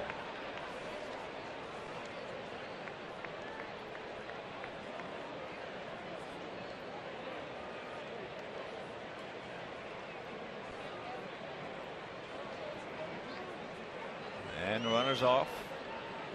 Now. And there's a base hit. Here comes Keppinger. He'll score, and it's a 3-1 ball game. Yes.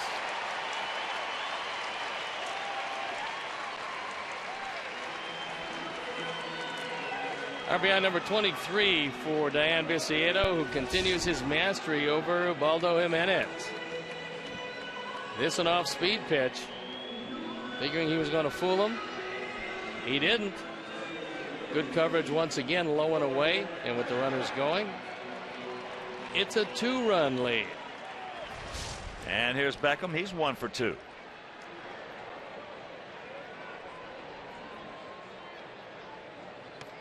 Takes it up high. 3-9-0 for our guys, 1-3-0 for their guys. Here in the bottom of the fifth inning. 100 pitches for Jimenez. And a 2-0 count for Beckham.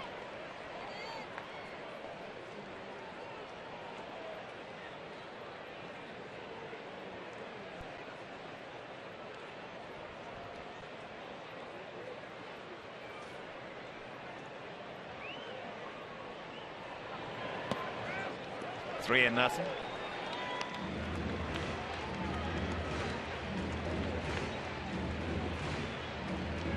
Bullpen up and going for the Indians.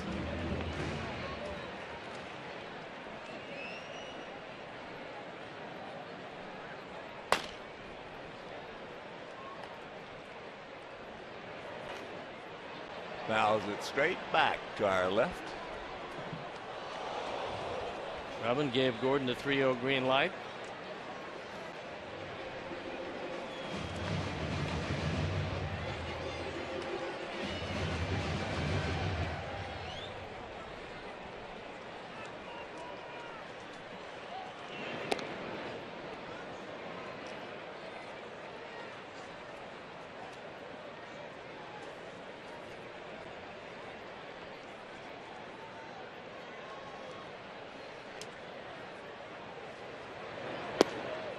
And this ball four, that'll load him up for Tyler.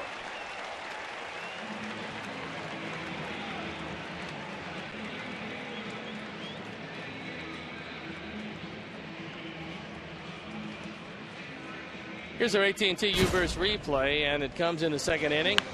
Two base hit by Tyler Flowers. Plates the first run of the game. Gillespie doing the honors. Made it a 1-0 game for Tyler Flowers, driving in his 22nd run of the year. Find out what's possible with products and services from AT&T. Rethink possible.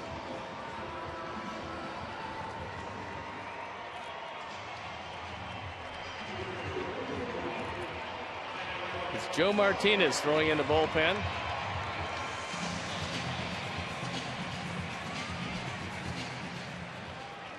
Sacks packed with Sox. 2 out, 2 in. It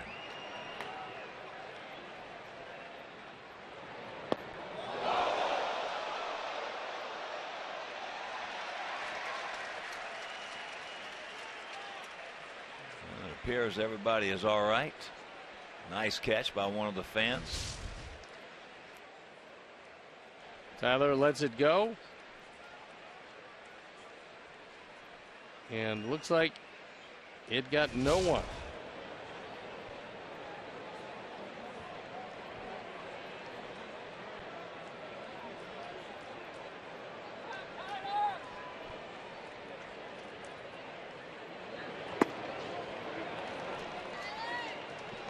And quickly in the big hole, 0-2.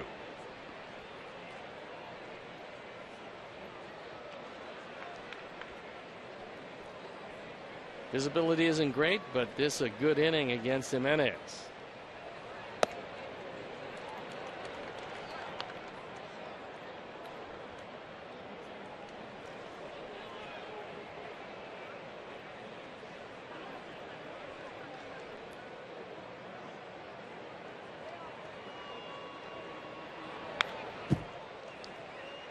Good job right there by Tyler to fight that one off.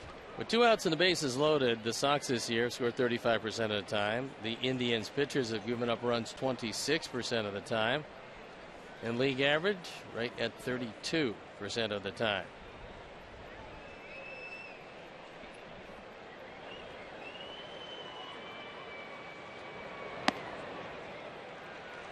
Now 2-2.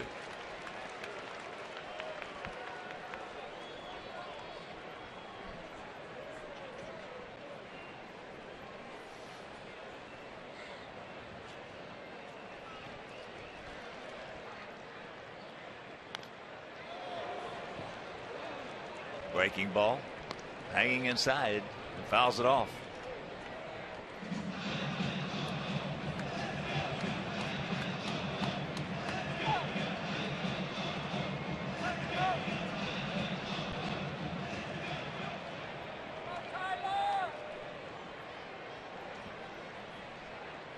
Right here, 21.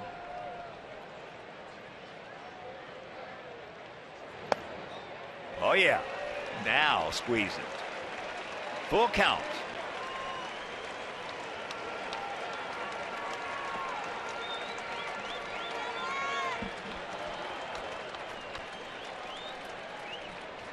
Diaz in the on deck circle if Tyler can keep it alive.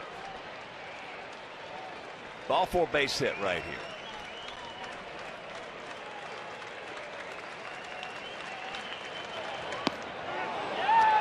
Three-two hook. And that'll retire the side. But we come up with a pair. We'll go to the 6th, leading 3-1.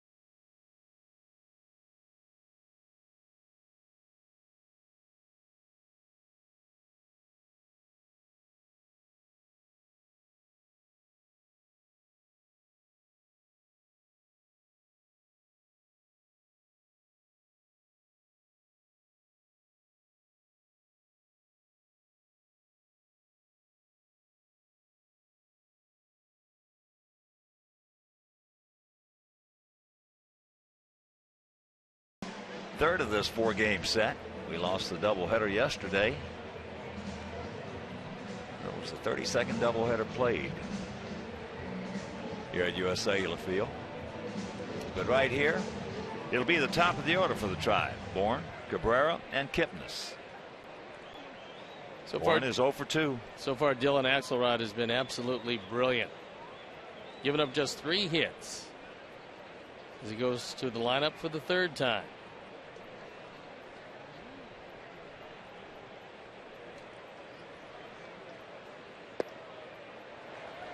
Starts him off with a changeup.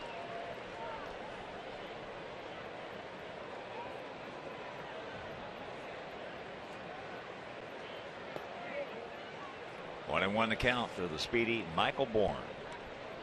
Bourne got to the big leagues with Philadelphia in 2006. Didn't get all that much of a chance to play there, but did get a chance to play in Houston, where he swiped as many as 61 bases in a season. Last couple of years, he'd been with the Atlanta Braves, stealing 42 last year. So lifetime major league hitter of 272. No walks. Come back and get in. 3-1. Indians needed somebody at the top. Terry Francona, talking before the game, said they haven't had anybody like Bourne in this lineup for a long time.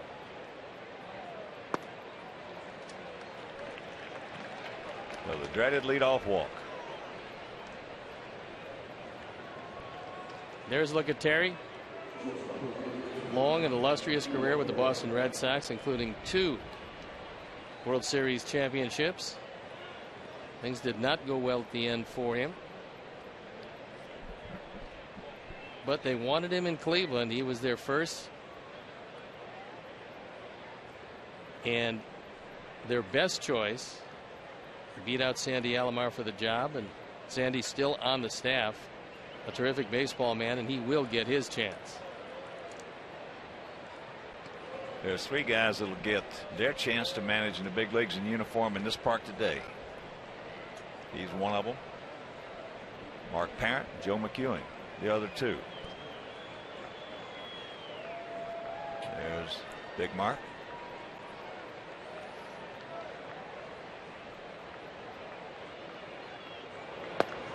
There's the strike to Cabrera, who hit a little blooper out in the left field that Tank made a terrific play on, and then he got a changeup and hit it out of here leading off the 4th inning.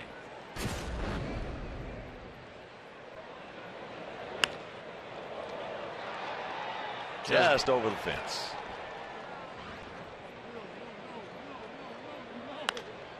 High.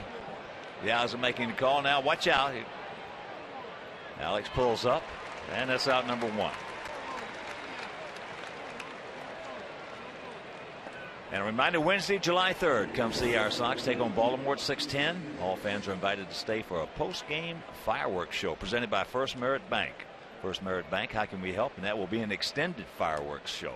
So make your plans to be with us July 2nd, 3rd, and 4th. So purchase tickets, visit whitesox.com or calling 866-SOX-GAME. Kipnis, the hitter. That ball hit high and deep. And we got a 3-3 tie.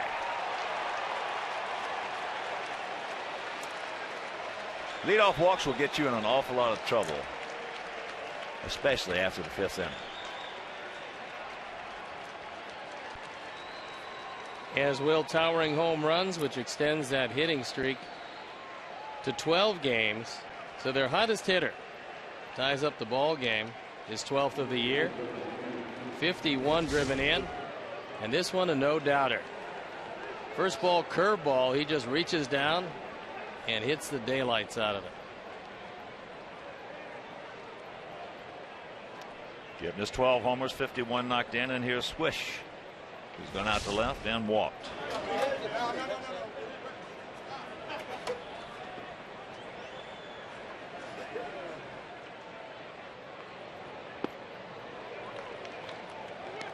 Kipnis aired it out on that last swing. That's about as far as he can hit the ball.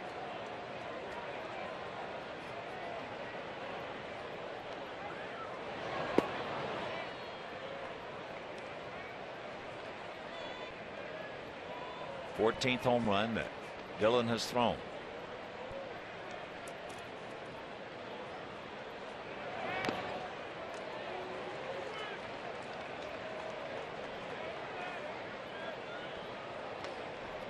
Matt Thornton loosening in the pen as Dillon about to throw pitch number 100.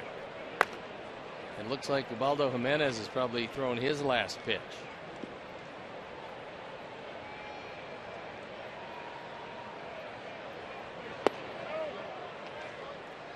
He did not go. Heel down to Mike Estabrook. Says no.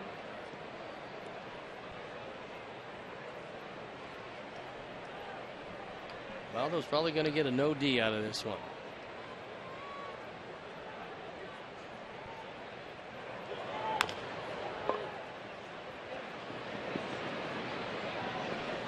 And that's 2 down.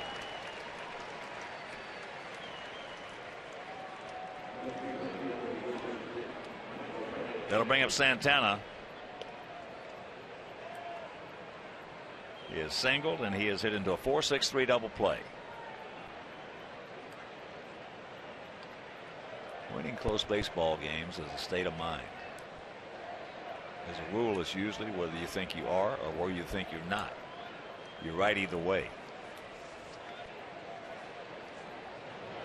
Indians, especially lately, have believed that they could come back as they did last night. If you're just tuning in and did not see the game last evening, we led at 8-5 going to the 9th inning. They scored 4 runs in the top of the 9th to beat us 9-8. The old TWTW. The will to win.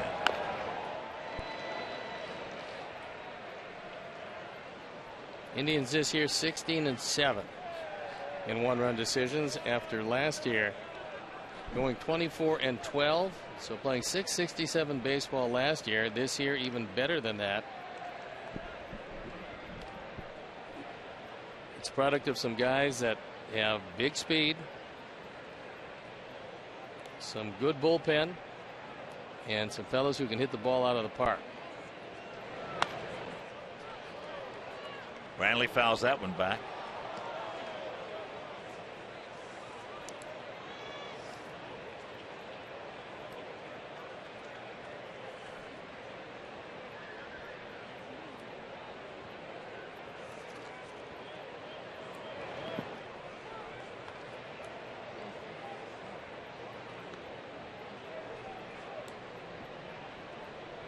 Brantley coming along very nicely.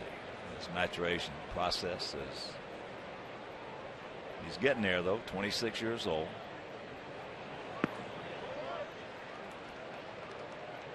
Two and two with 2 out and 2 in here in the top of the 6th inning.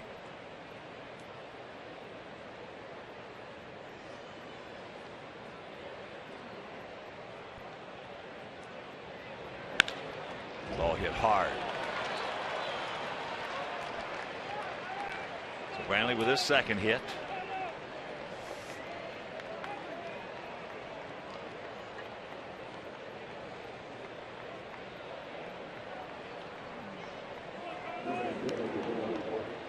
$26,289.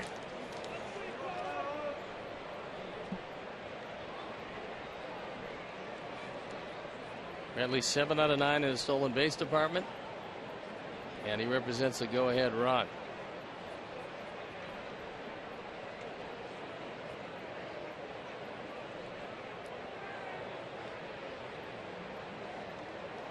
There he goes.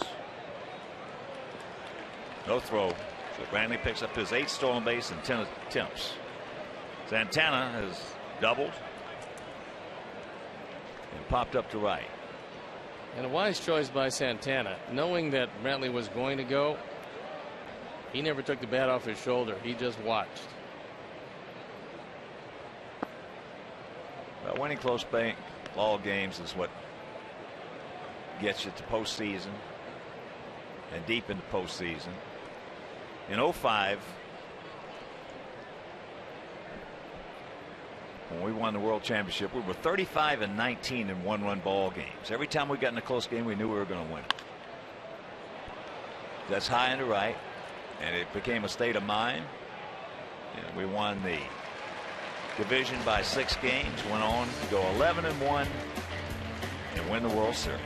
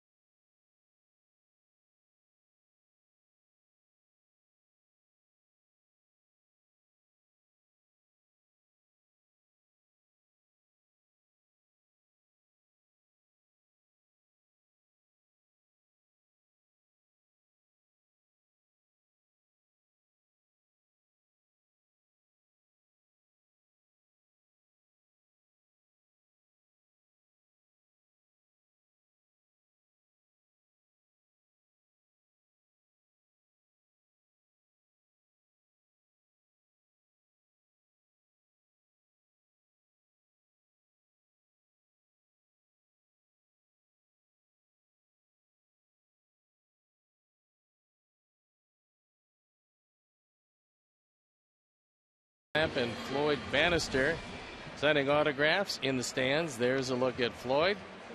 He's going to be on the pregame tomorrow. What a curveball he had. There's a look at Dennis Lamp, a sinker ball specialist.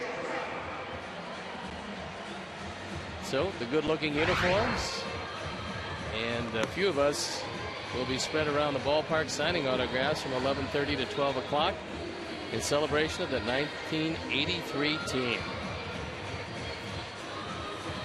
Joe Martinez comes into the game, and we'll look at his numbers from Columbus, where he struggled. 2-6 ERA, 6.23. He was a starting pitcher down there. Opponents just killed him, hitting 326, 119 hits, and 86 2/3. So he comes into a tie game, and he will be the pitcher of record as Jimenez departs after 5, gives up 3 runs on 9 hits, walks 4, fans 8.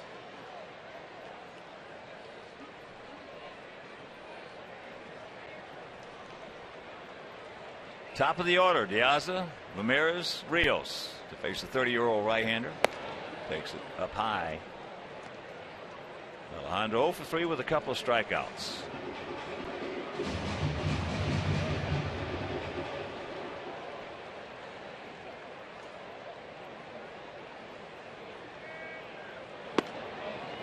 Count evens at 1. Martinez first got to the Giants in 2009.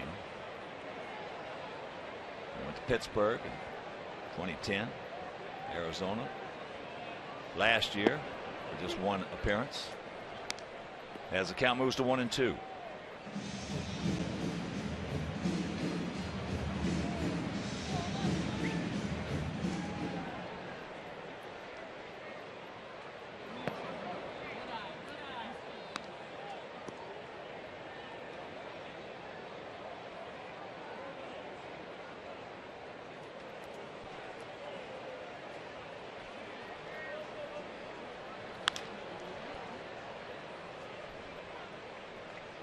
Mayor of Mean Joe Groove just got the percentage of leadoff walk scoring this year in the major leagues is 33%, but I think overall it's closer to 38%.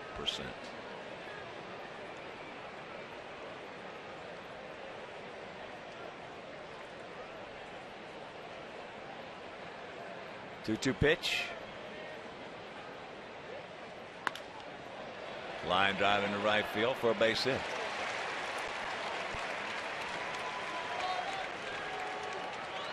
So the leadoff man aboard.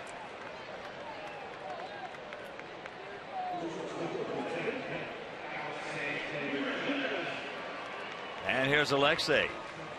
He's 1 for 3. Had a little infield single. First at bat, hit a little ground ball left side that went off Chisenhall's glove.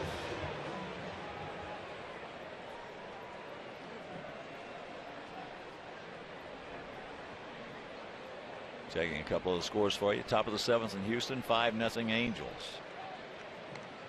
Pretty good move right there by Martinez. Toronto now leading Boston 2-0. Bottom of the 7th at Fenway.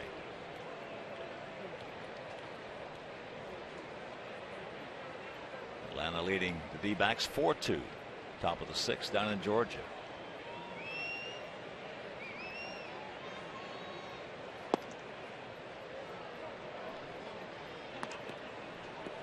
There's ball 1.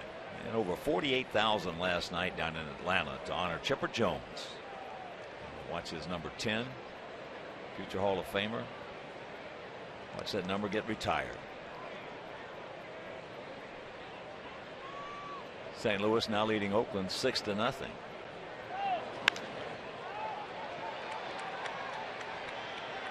that ball now. Safe.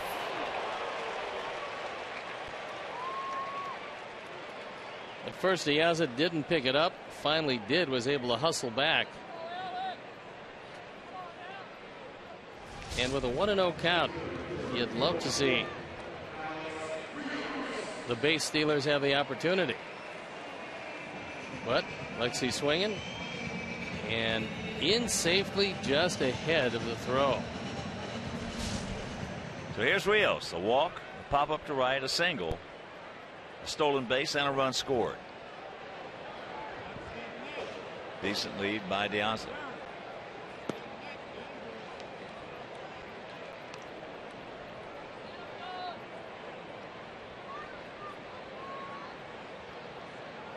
Michael Bourne besieged by Seagulls.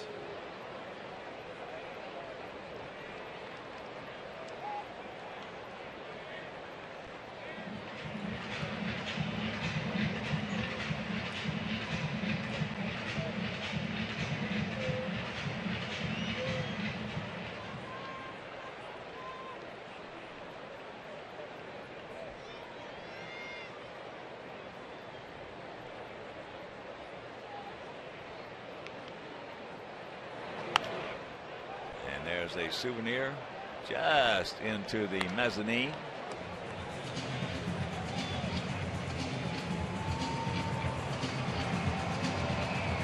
Joe McEwing telling De Aza if he wants him to go on this pitch. Got a good lead at first. Pop up right side. Swish.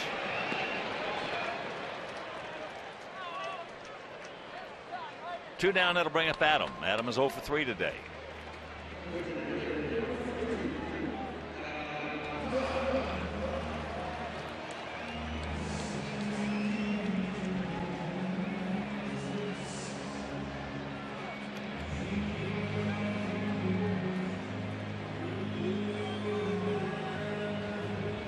Adam, a couple strikeouts and a ground out, a hard ground out to the shift. Kipnis got him. Now the shift is on again.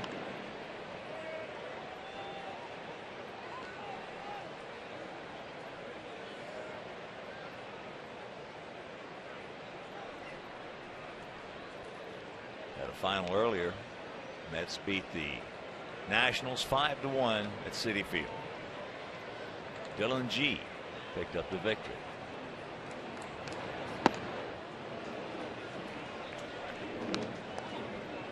Oh, and 1 the count to the big man.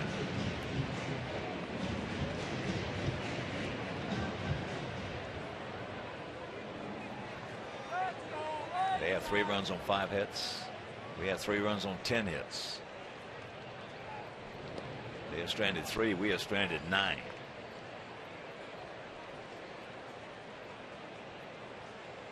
Martinez with a pretty decent move to first, keeping De Aza close enough.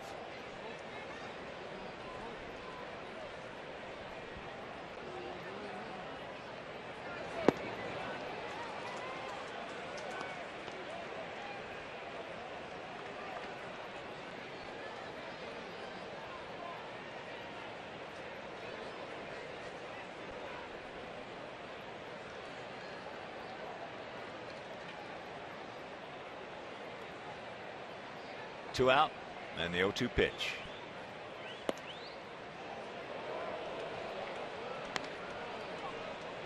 Santana tried to drag that over the outside corner, but this ball is well off the plate with Xfinity pitch tracks showing you that it missed by plenty.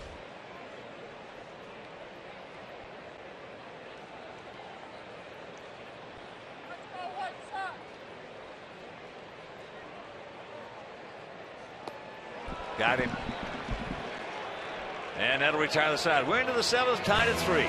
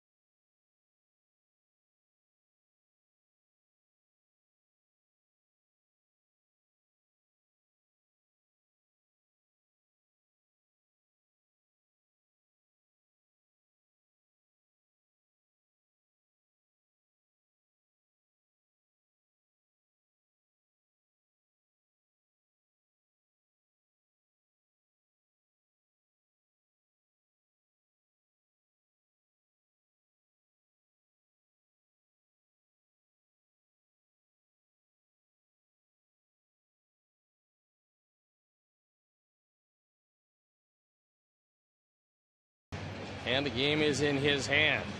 It's now Thornton against Martinez,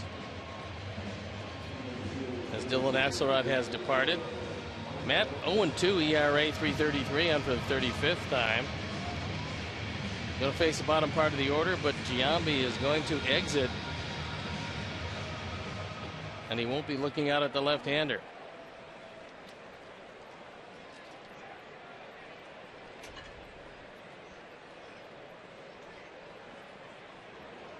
So here's Reynolds.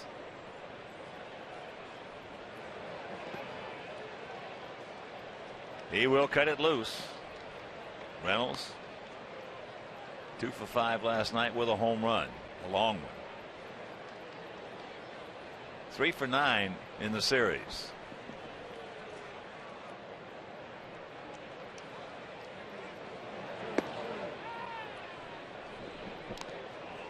Mike Aviles in the on-deck circle, so he'll also come on to pinch hit. Chisenhall will depart.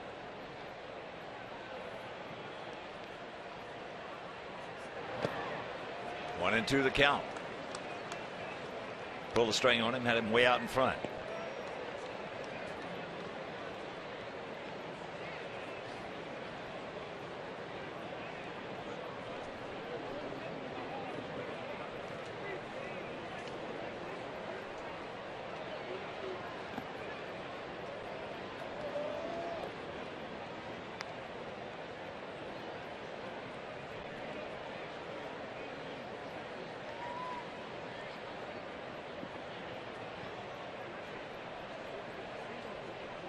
Two pitch. Ate him up, broke his bat, and throws him out. 1 out.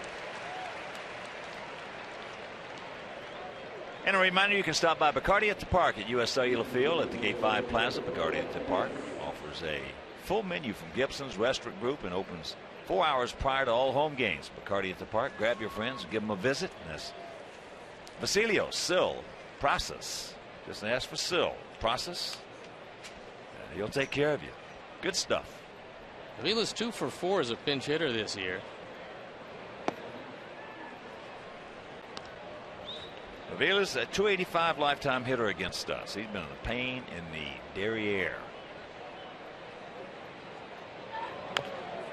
Chops that one foul. Started both games and had 5 hits yesterday.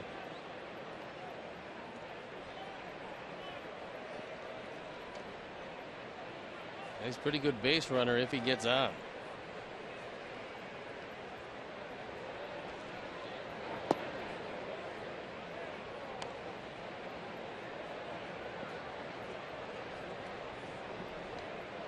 Five for 10 in those 2 games. Chopper, like I say, got to hurry. Got it. Nice play. 2 down.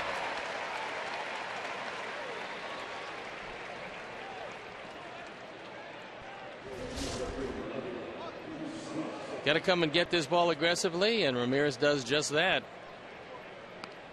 Flips it across and gets him by a full stride.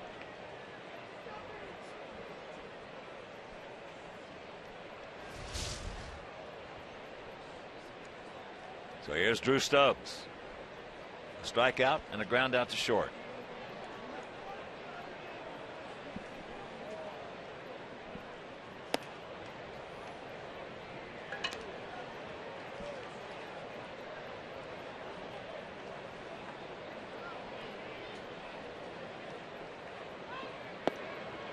There's a strike and the count 1-1. And once again, a reminder, make your plans to be with us tomorrow afternoon. Finale of this set with Cleveland. Chris Sale against Justin Masterson. If you can't make it, we'll have it for you right here on WGN. It's Nate Jones throwing in the bullpen. And we'll have an off day on Monday. Then Tuesday, Wednesday, and Thursday, Buck Showalter's Baltimore Orioles coming to town. And a lot of good things happening there with the dollar hot dogs, all 3 games. Low ticket prices, all 3 games. On Wednesday, that extended fireworks show. And then on Thursday, the parade for the first 1,800 who want to march around the field. He gone. That didn't take long. 1, 2, 3, 7th inning stretch. We're tied at 3.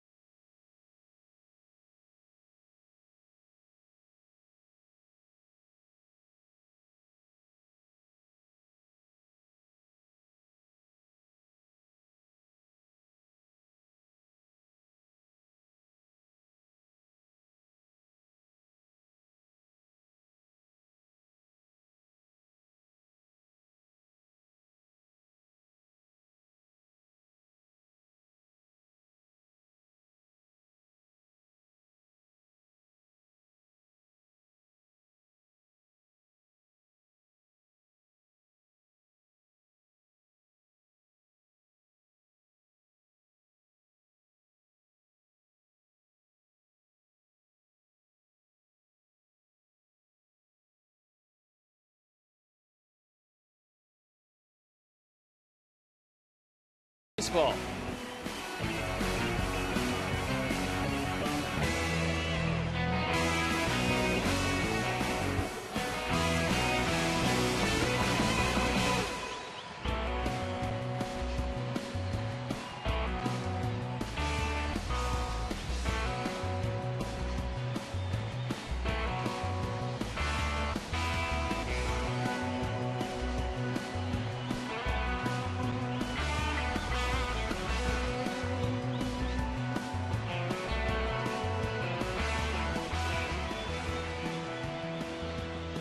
A 3-3 tie here in the bottom of the 7th inning.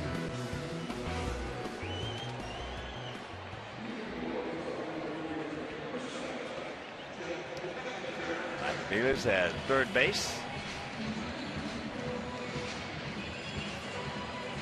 Marchiz. And here's Keppinger. Keppinger has struck out, singled, walked, and scored. Having a good series.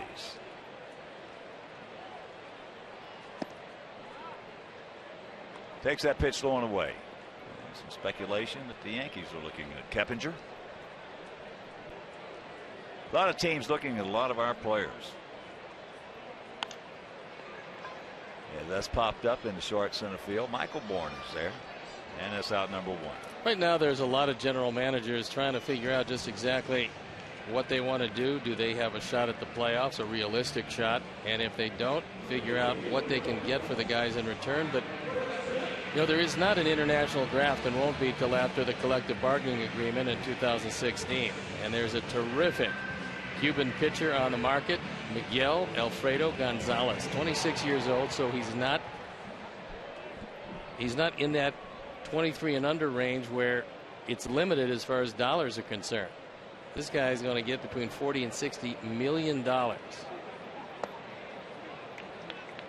Breaking ball strike to Gillespie, who is 2 for 3 with an RBI. Gonzalez, a big right-hander, showcased at the Tijuana Toro game, and the Cubs had the largest contingency down there to take a look at him, so he's going to be on the market, available. And you're looking at a guy who can probably fit right into the middle of a major league rotation pretty quickly at age 26. It's Connor 2 for 3. He's 2 for 2. He walked. Back in the third.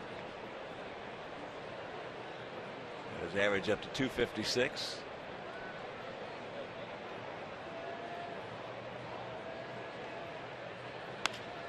And that's out of play left side.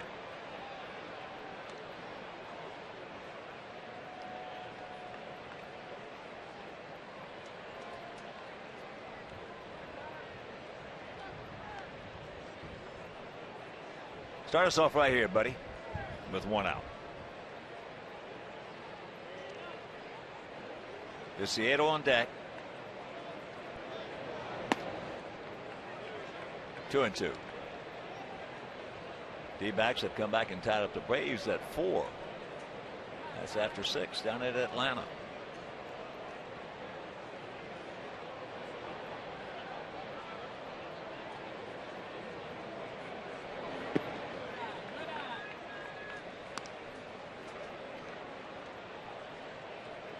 that Cincinnati Texas game tonight. It'll be Leak 7-3 against Tepish, who is 3-6. Texas on a roll, playing well. And that ball yanked foul.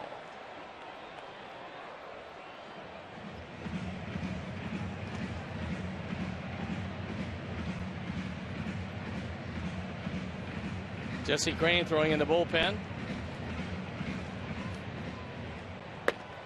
We saw Jesse last night for an inning. He gave up a couple of hits, but emerged without giving up any runs because of a pickoff of Mark Reynolds at first base.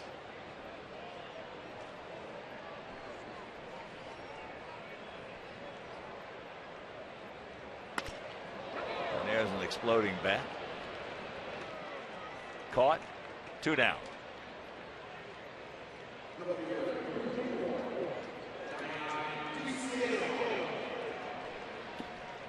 So here's Tank. He is 2 for 3 with an RBI.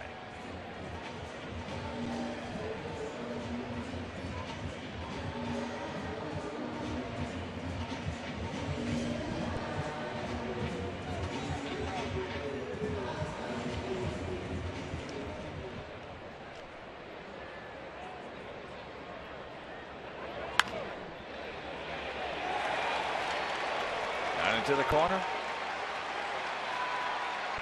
So the 2-out double, attaboy Tank.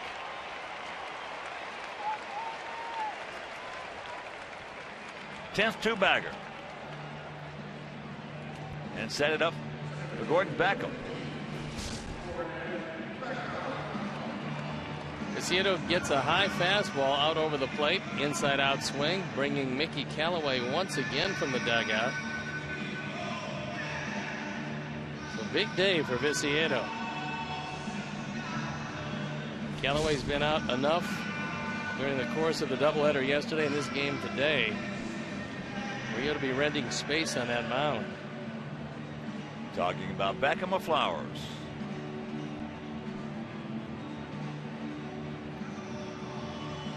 Gordon is 1 for 2. Hit a ball right down the third baseline. Leading off the fourth inning, trying to stretch it into a double, but Michael Brantley got there in a hurry and threw a strike to second to nail him. And he also has walked.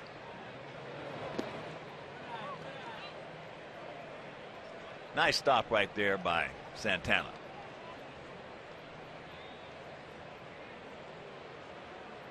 Carlos has had a good couple of games behind the plate.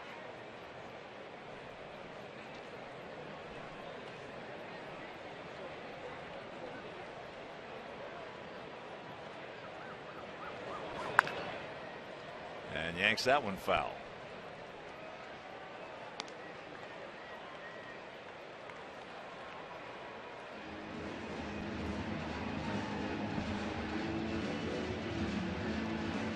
We need you right here, Gordon. Get one for Sully. And Gwynn and Grace.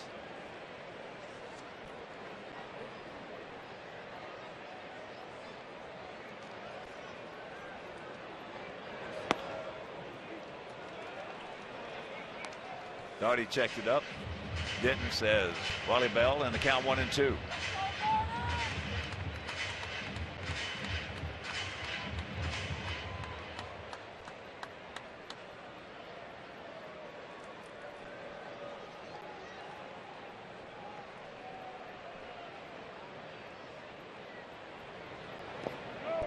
Checks that one up. He did not go. 2-2.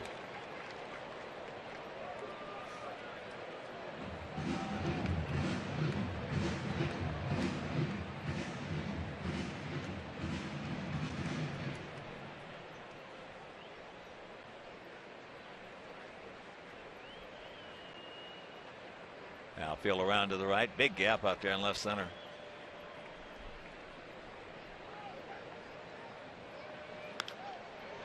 And that's into center field. That'll retire the side. We'll go to the 8th. Still tied at 3.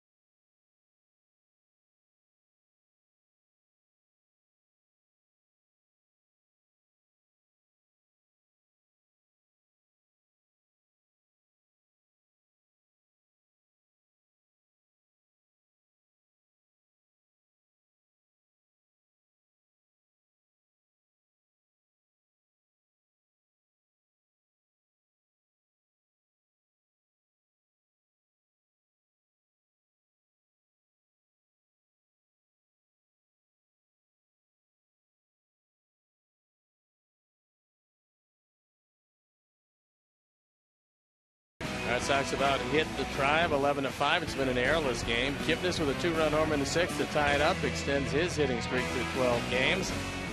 9 runners left on base for the first 5 for our Sox.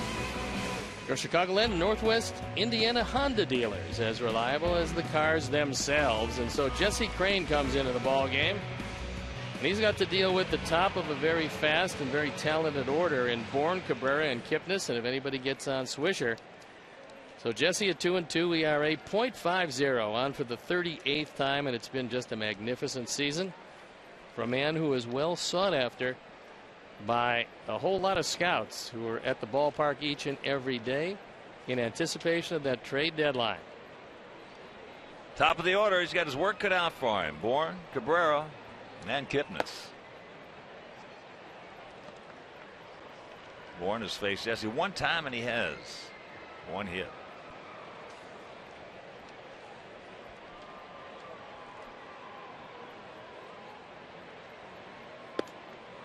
Takes a strike to even the count at 1.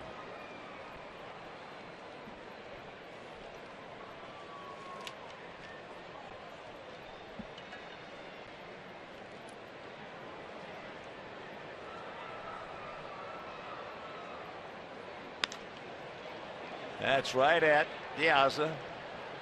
So a big out right there.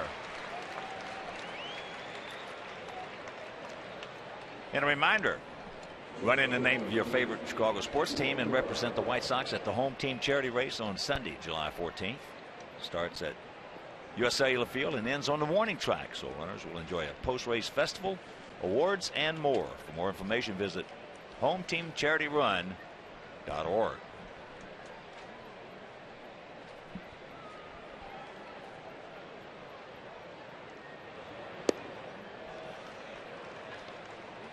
So here's Asdrubal. 1 for 3, a homer.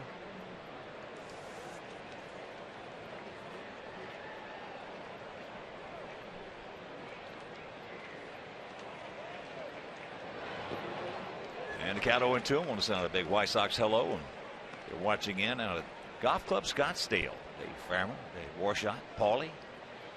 Paulie takes care of us. All the good folks out at Golf Club Scottsdale. Just a beautiful facility.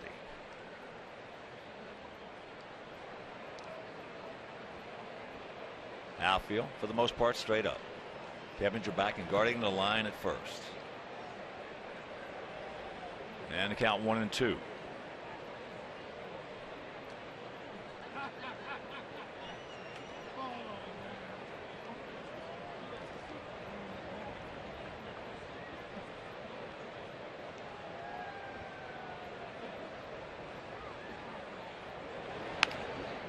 Fisted him. A little duck snort into center field. So he's now 2 for 11 lifetime off Jesse with a little duck snort single.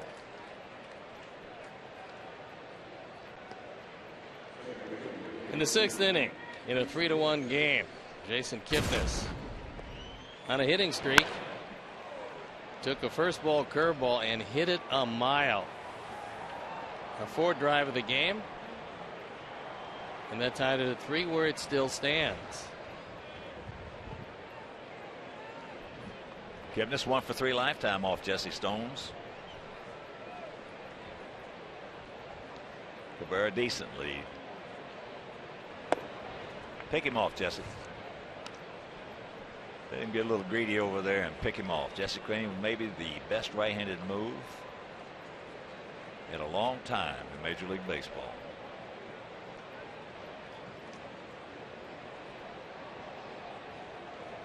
He's got a short lead.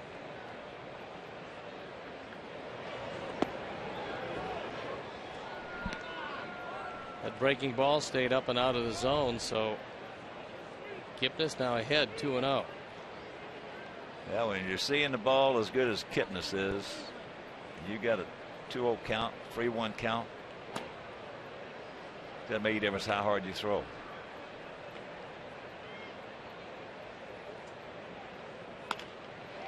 And there is a 95-mile-an-hour fastball for a soft single into right.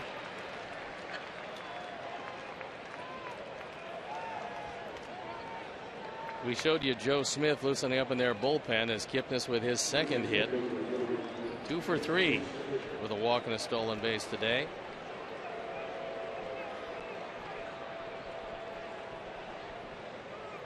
So here's Swish.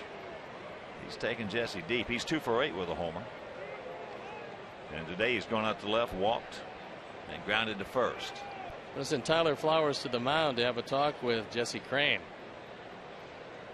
Jesse faced Swisher to lead off the 8th inning in the second game of the doubleheader last night. Grounded out to second base.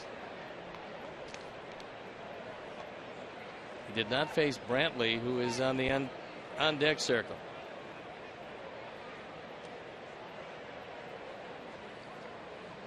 First and second and 1 out. The Indians have scored 41% of the time. Our pitchers have given up runs 39% of the time. And the league average right at 41. Drops a hook on him.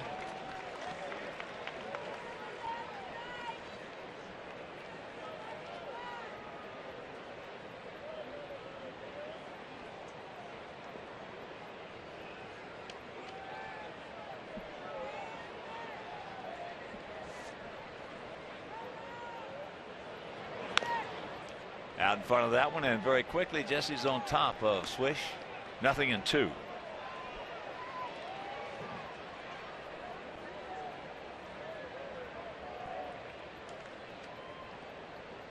Swisher's only grounded into 4 double plays, but 3 of them have been from the left side.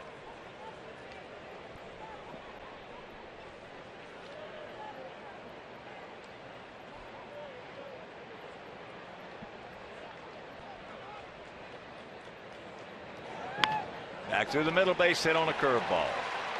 So here comes Cabrera. He's going to score. Now they're going to go to third base. Nice play right there by Gillespie. And the Indians take a 4-3 lead. Swisher drives in his 29th run. He just waited back, got that curveball, and that one didn't have a sharp break on it. Came rolling down in the zone, took it right back up the middle. It's a good thing this ball did not get away because Jesse was not backing up at third. But a good play by Gillespie to smother it.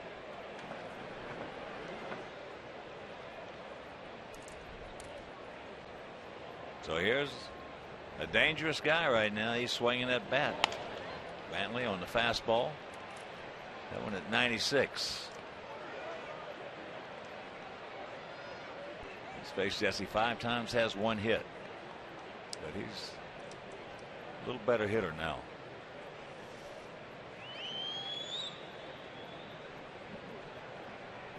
It's not what you're hitting, it's when you hit it.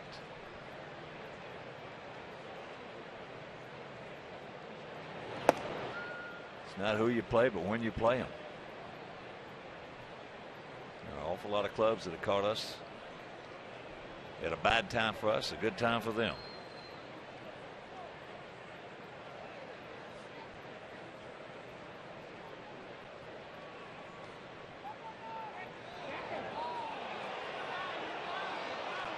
That one almost went into center field, but it caught Kipnis right in the ribs.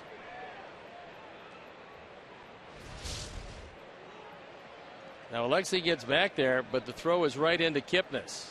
Alexi misses the ball, but Kipnis gets it flush. Alan Porter right on top of it.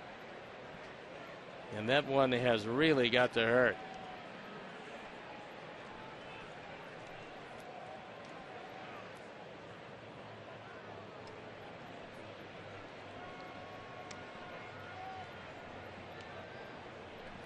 Alan Porter, in case you missed that doubleheader yesterday, he was behind the plate.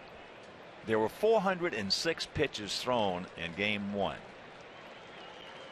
And I want to tell you, it's one of the best umpired games that I have ever seen.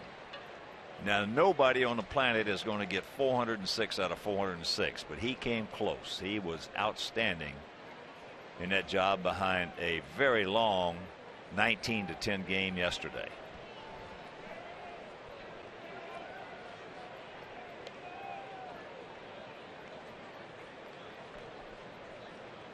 Kipnis. He's got a lot of tough in him.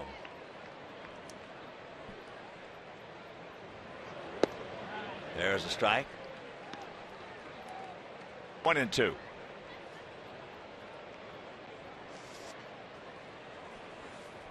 4-8-0 for them. 3-11-0 for us. They have stranded 5. We have stranded 10. We had our chances yesterday. We couldn't execute. We've had our chances today. We couldn't execute. Jesse had only given up 2 earned runs coming into this performance. And not quite out of this one yet after giving up the 1.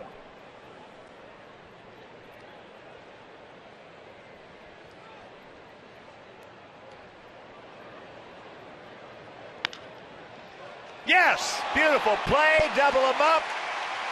Gordon Beckham. Showtime, Gordon. They get 1. We'll go to the bottom of the 8th. They lead it 4-3. Mercy.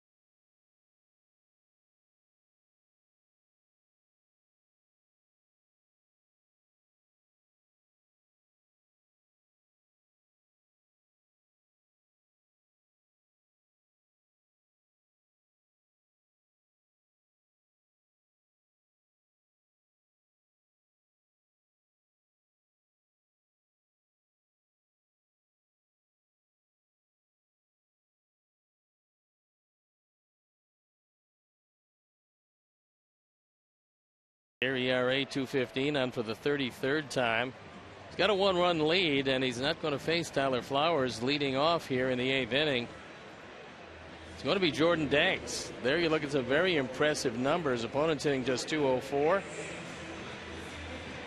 But if you had your choice, you'd much rather face him from the left side.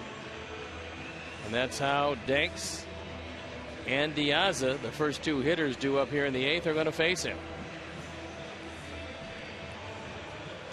Cleveland with a 4-3 lead.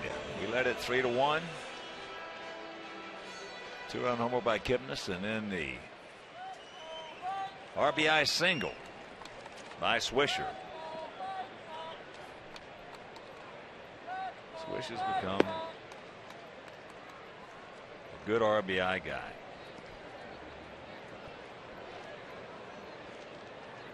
Last year with the Yankees, 24 homers, 93 knocked in.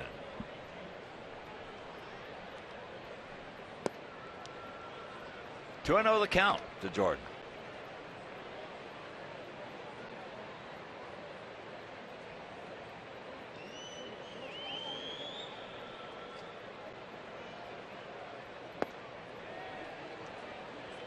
Jordan had a double last night. Was 1 for 5.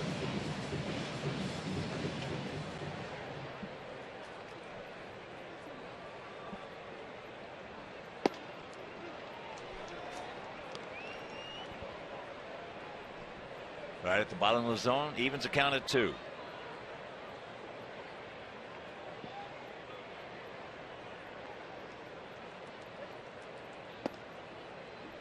Ball for a base hit right here, big man.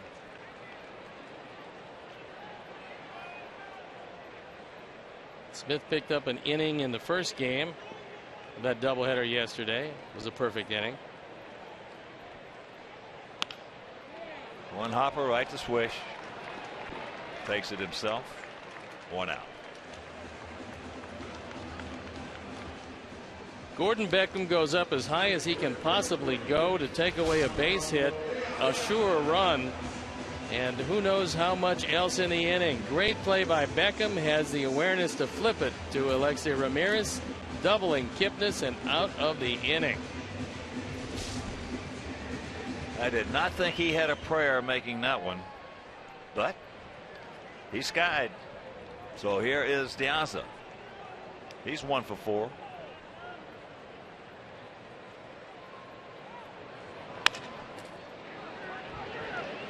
Swish gives a good feed, and that's out number 2. What you want to do is exactly what Swisher did do. If you go underhand, you want to show it to the pitcher all the way, get it to him at least a couple of steps in front of the bag, and allow him to hit the bag with his right foot and turn toward the field of play so he doesn't cross into the runner. Well done with a very fast man running in Diaza.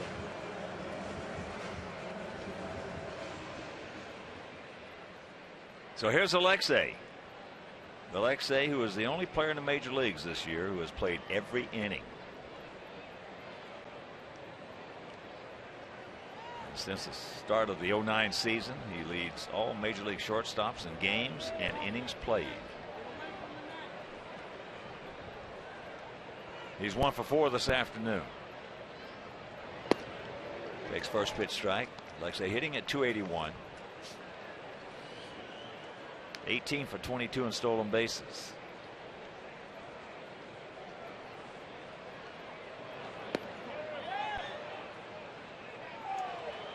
Well, he tried to lay it down, and the appeal to Hunter Wendelstead. He could not draw the bat back. He was thinking about a bunt. Pulled it back too late.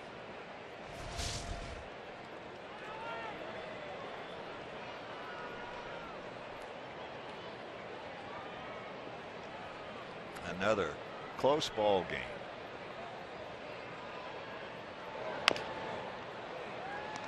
Boy, this didn't take long. 3 easy outs for Joe Smith. We're into the 9th, trailing by 1.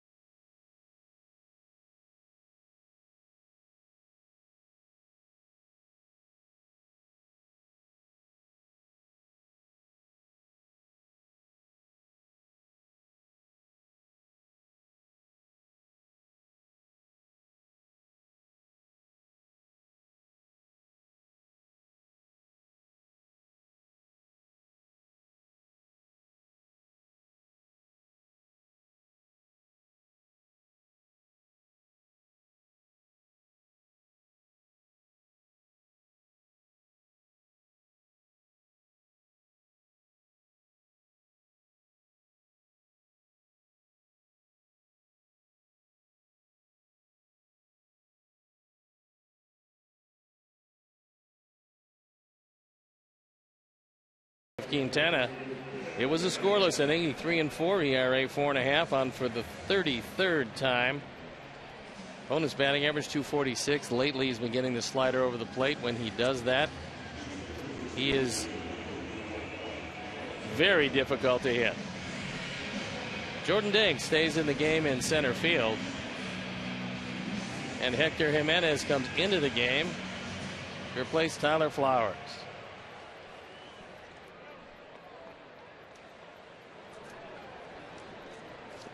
Santana. Reynolds. And Aviles. Santana, 1 for 3. Takes ball 1. Talking about playing close games, and we got another one right here. 61 of our 77 games, almost 80%, have been decided by 3 runs or less, including 22 out of the last 26. We've played 29 one-run games, tied with the Angels for the most in the American League. And in those, we are 12-17, as opposed to, as I mentioned earlier,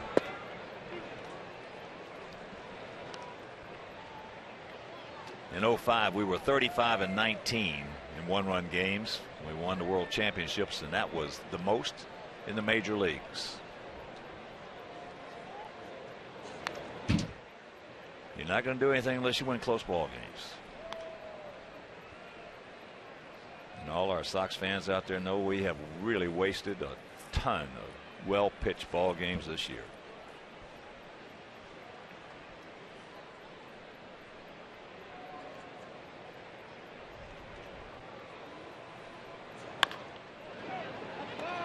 That's foul.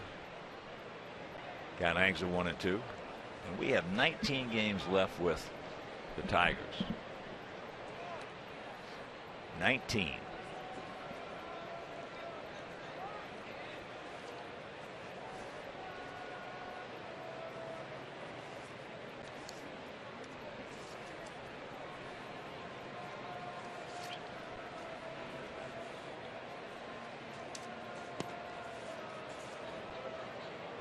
That's through Wally Bell's wickets. The closer, Chris Perez, loosening in the pen. Recently activated off the disabled list. He pitched in the first game last night, but did not close in the second game. That was Vinny Pastano. Santana taking some good rips. Fastball at 99.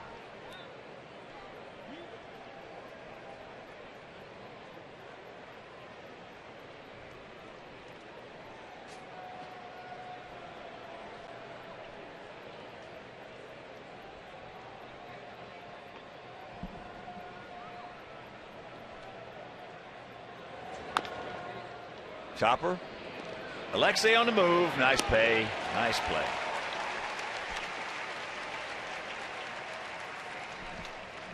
First base side of second, and Ramirez throwing away from his body, making a very nice play, taking a base hit away from Santana. Flipped it across and got it there in plenty of time. Been a very well played defensive game. Viciano made 2 gems early in the game in left field. Infield play has been very good. And by and large, the pitching has been good. Mark Reynolds can't get it. Axelrod went 6 today, gave up 3 runs on 5 hits, walked 3, fanned 3. Thorne with a good inning.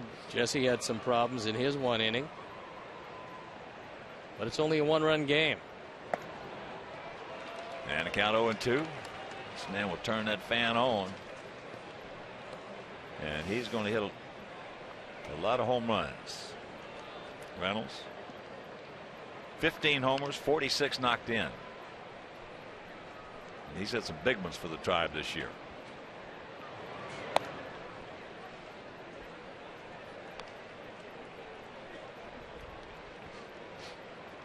Outfield straight up, about equidistant.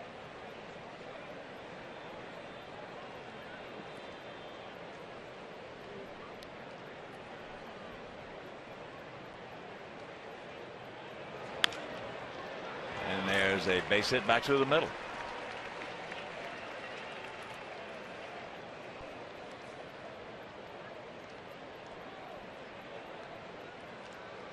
So here's Aviles.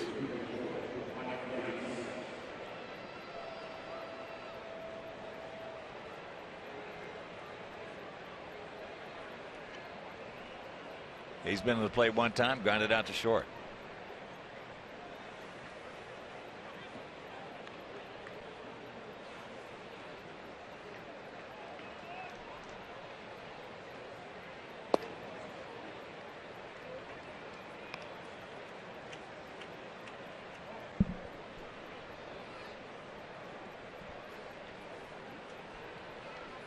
Aviles has faced Nate 4 times, has a couple of hits.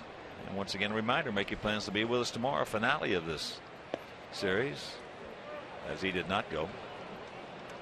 Chris Sale on the bump for us against Justin Masterson. Big 6'6" right-hander for the Tribe. And if you can't make it to the ballpark, we'll have it for you right here over WGN. And the off day on Monday and Tuesday, Wednesday, and Thursday. The Baltimore Orioles and all 3 of those games. Low ticket prices. $1 hot dogs. On Wednesday, an extended fireworks show. On Thursday, a parade for the first 1,800. There's a strike. And the count 1-2.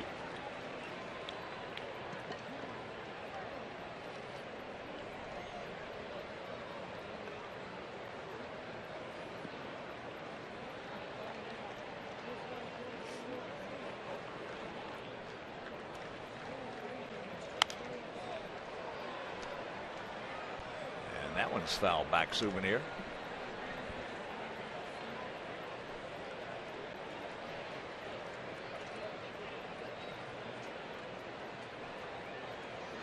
We took the lead, 1 in the second. They tied it 1 in the fourth. We scored 2 in the fifth. They scored 2 in the sixth. 2-run homer by Kipnis. All right, boys, take your time. Rack them up. 4th double play turn. We'll go to the bottom of the 9th. We need 1 to tie.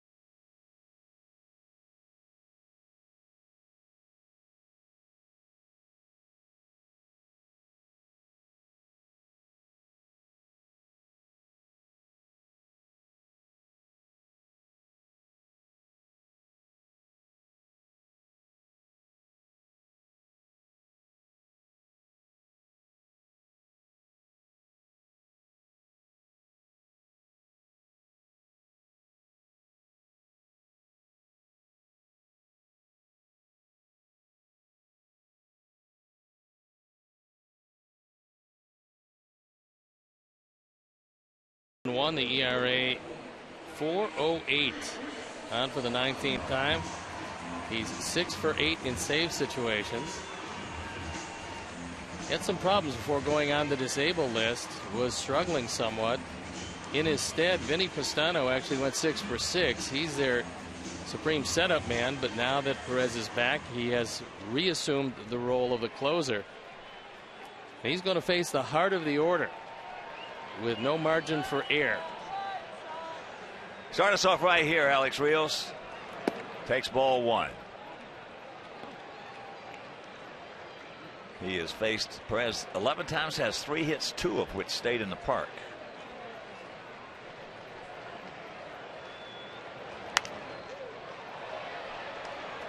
And that is over the Indian dugout for a souvenir.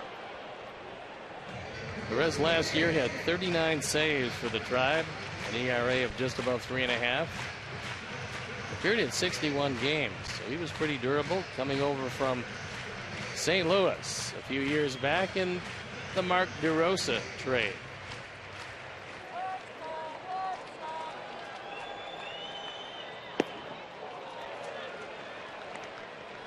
Big breaking ball right there, and the count 1-2.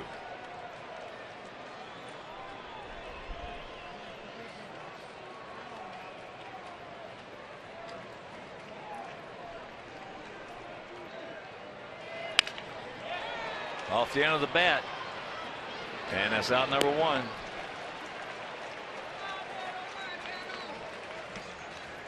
So that'll bring up Adam Dunn. He's due. He's 0 for 4.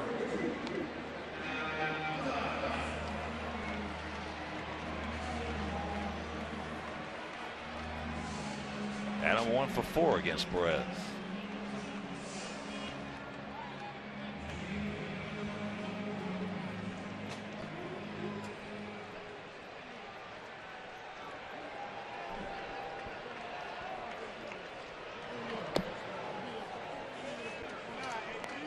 Know the count.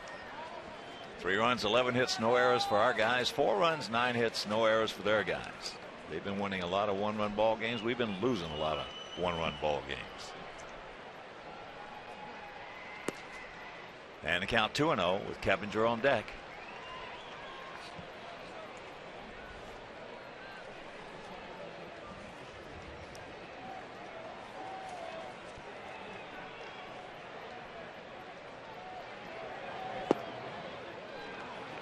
There's a strike. Low and away.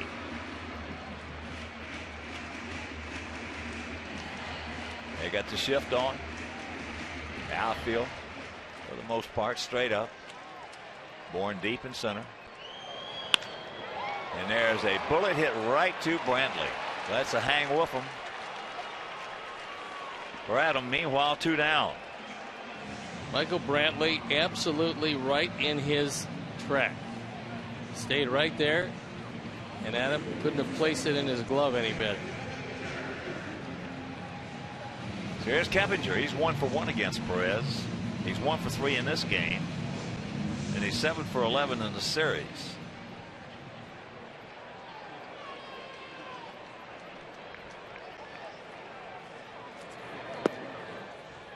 Takes ball 1.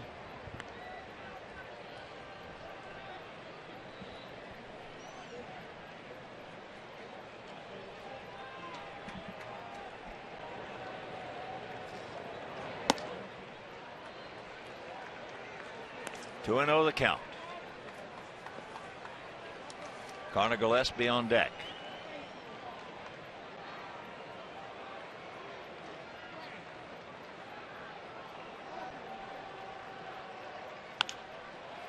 When that ball comes down, this ball game will be over.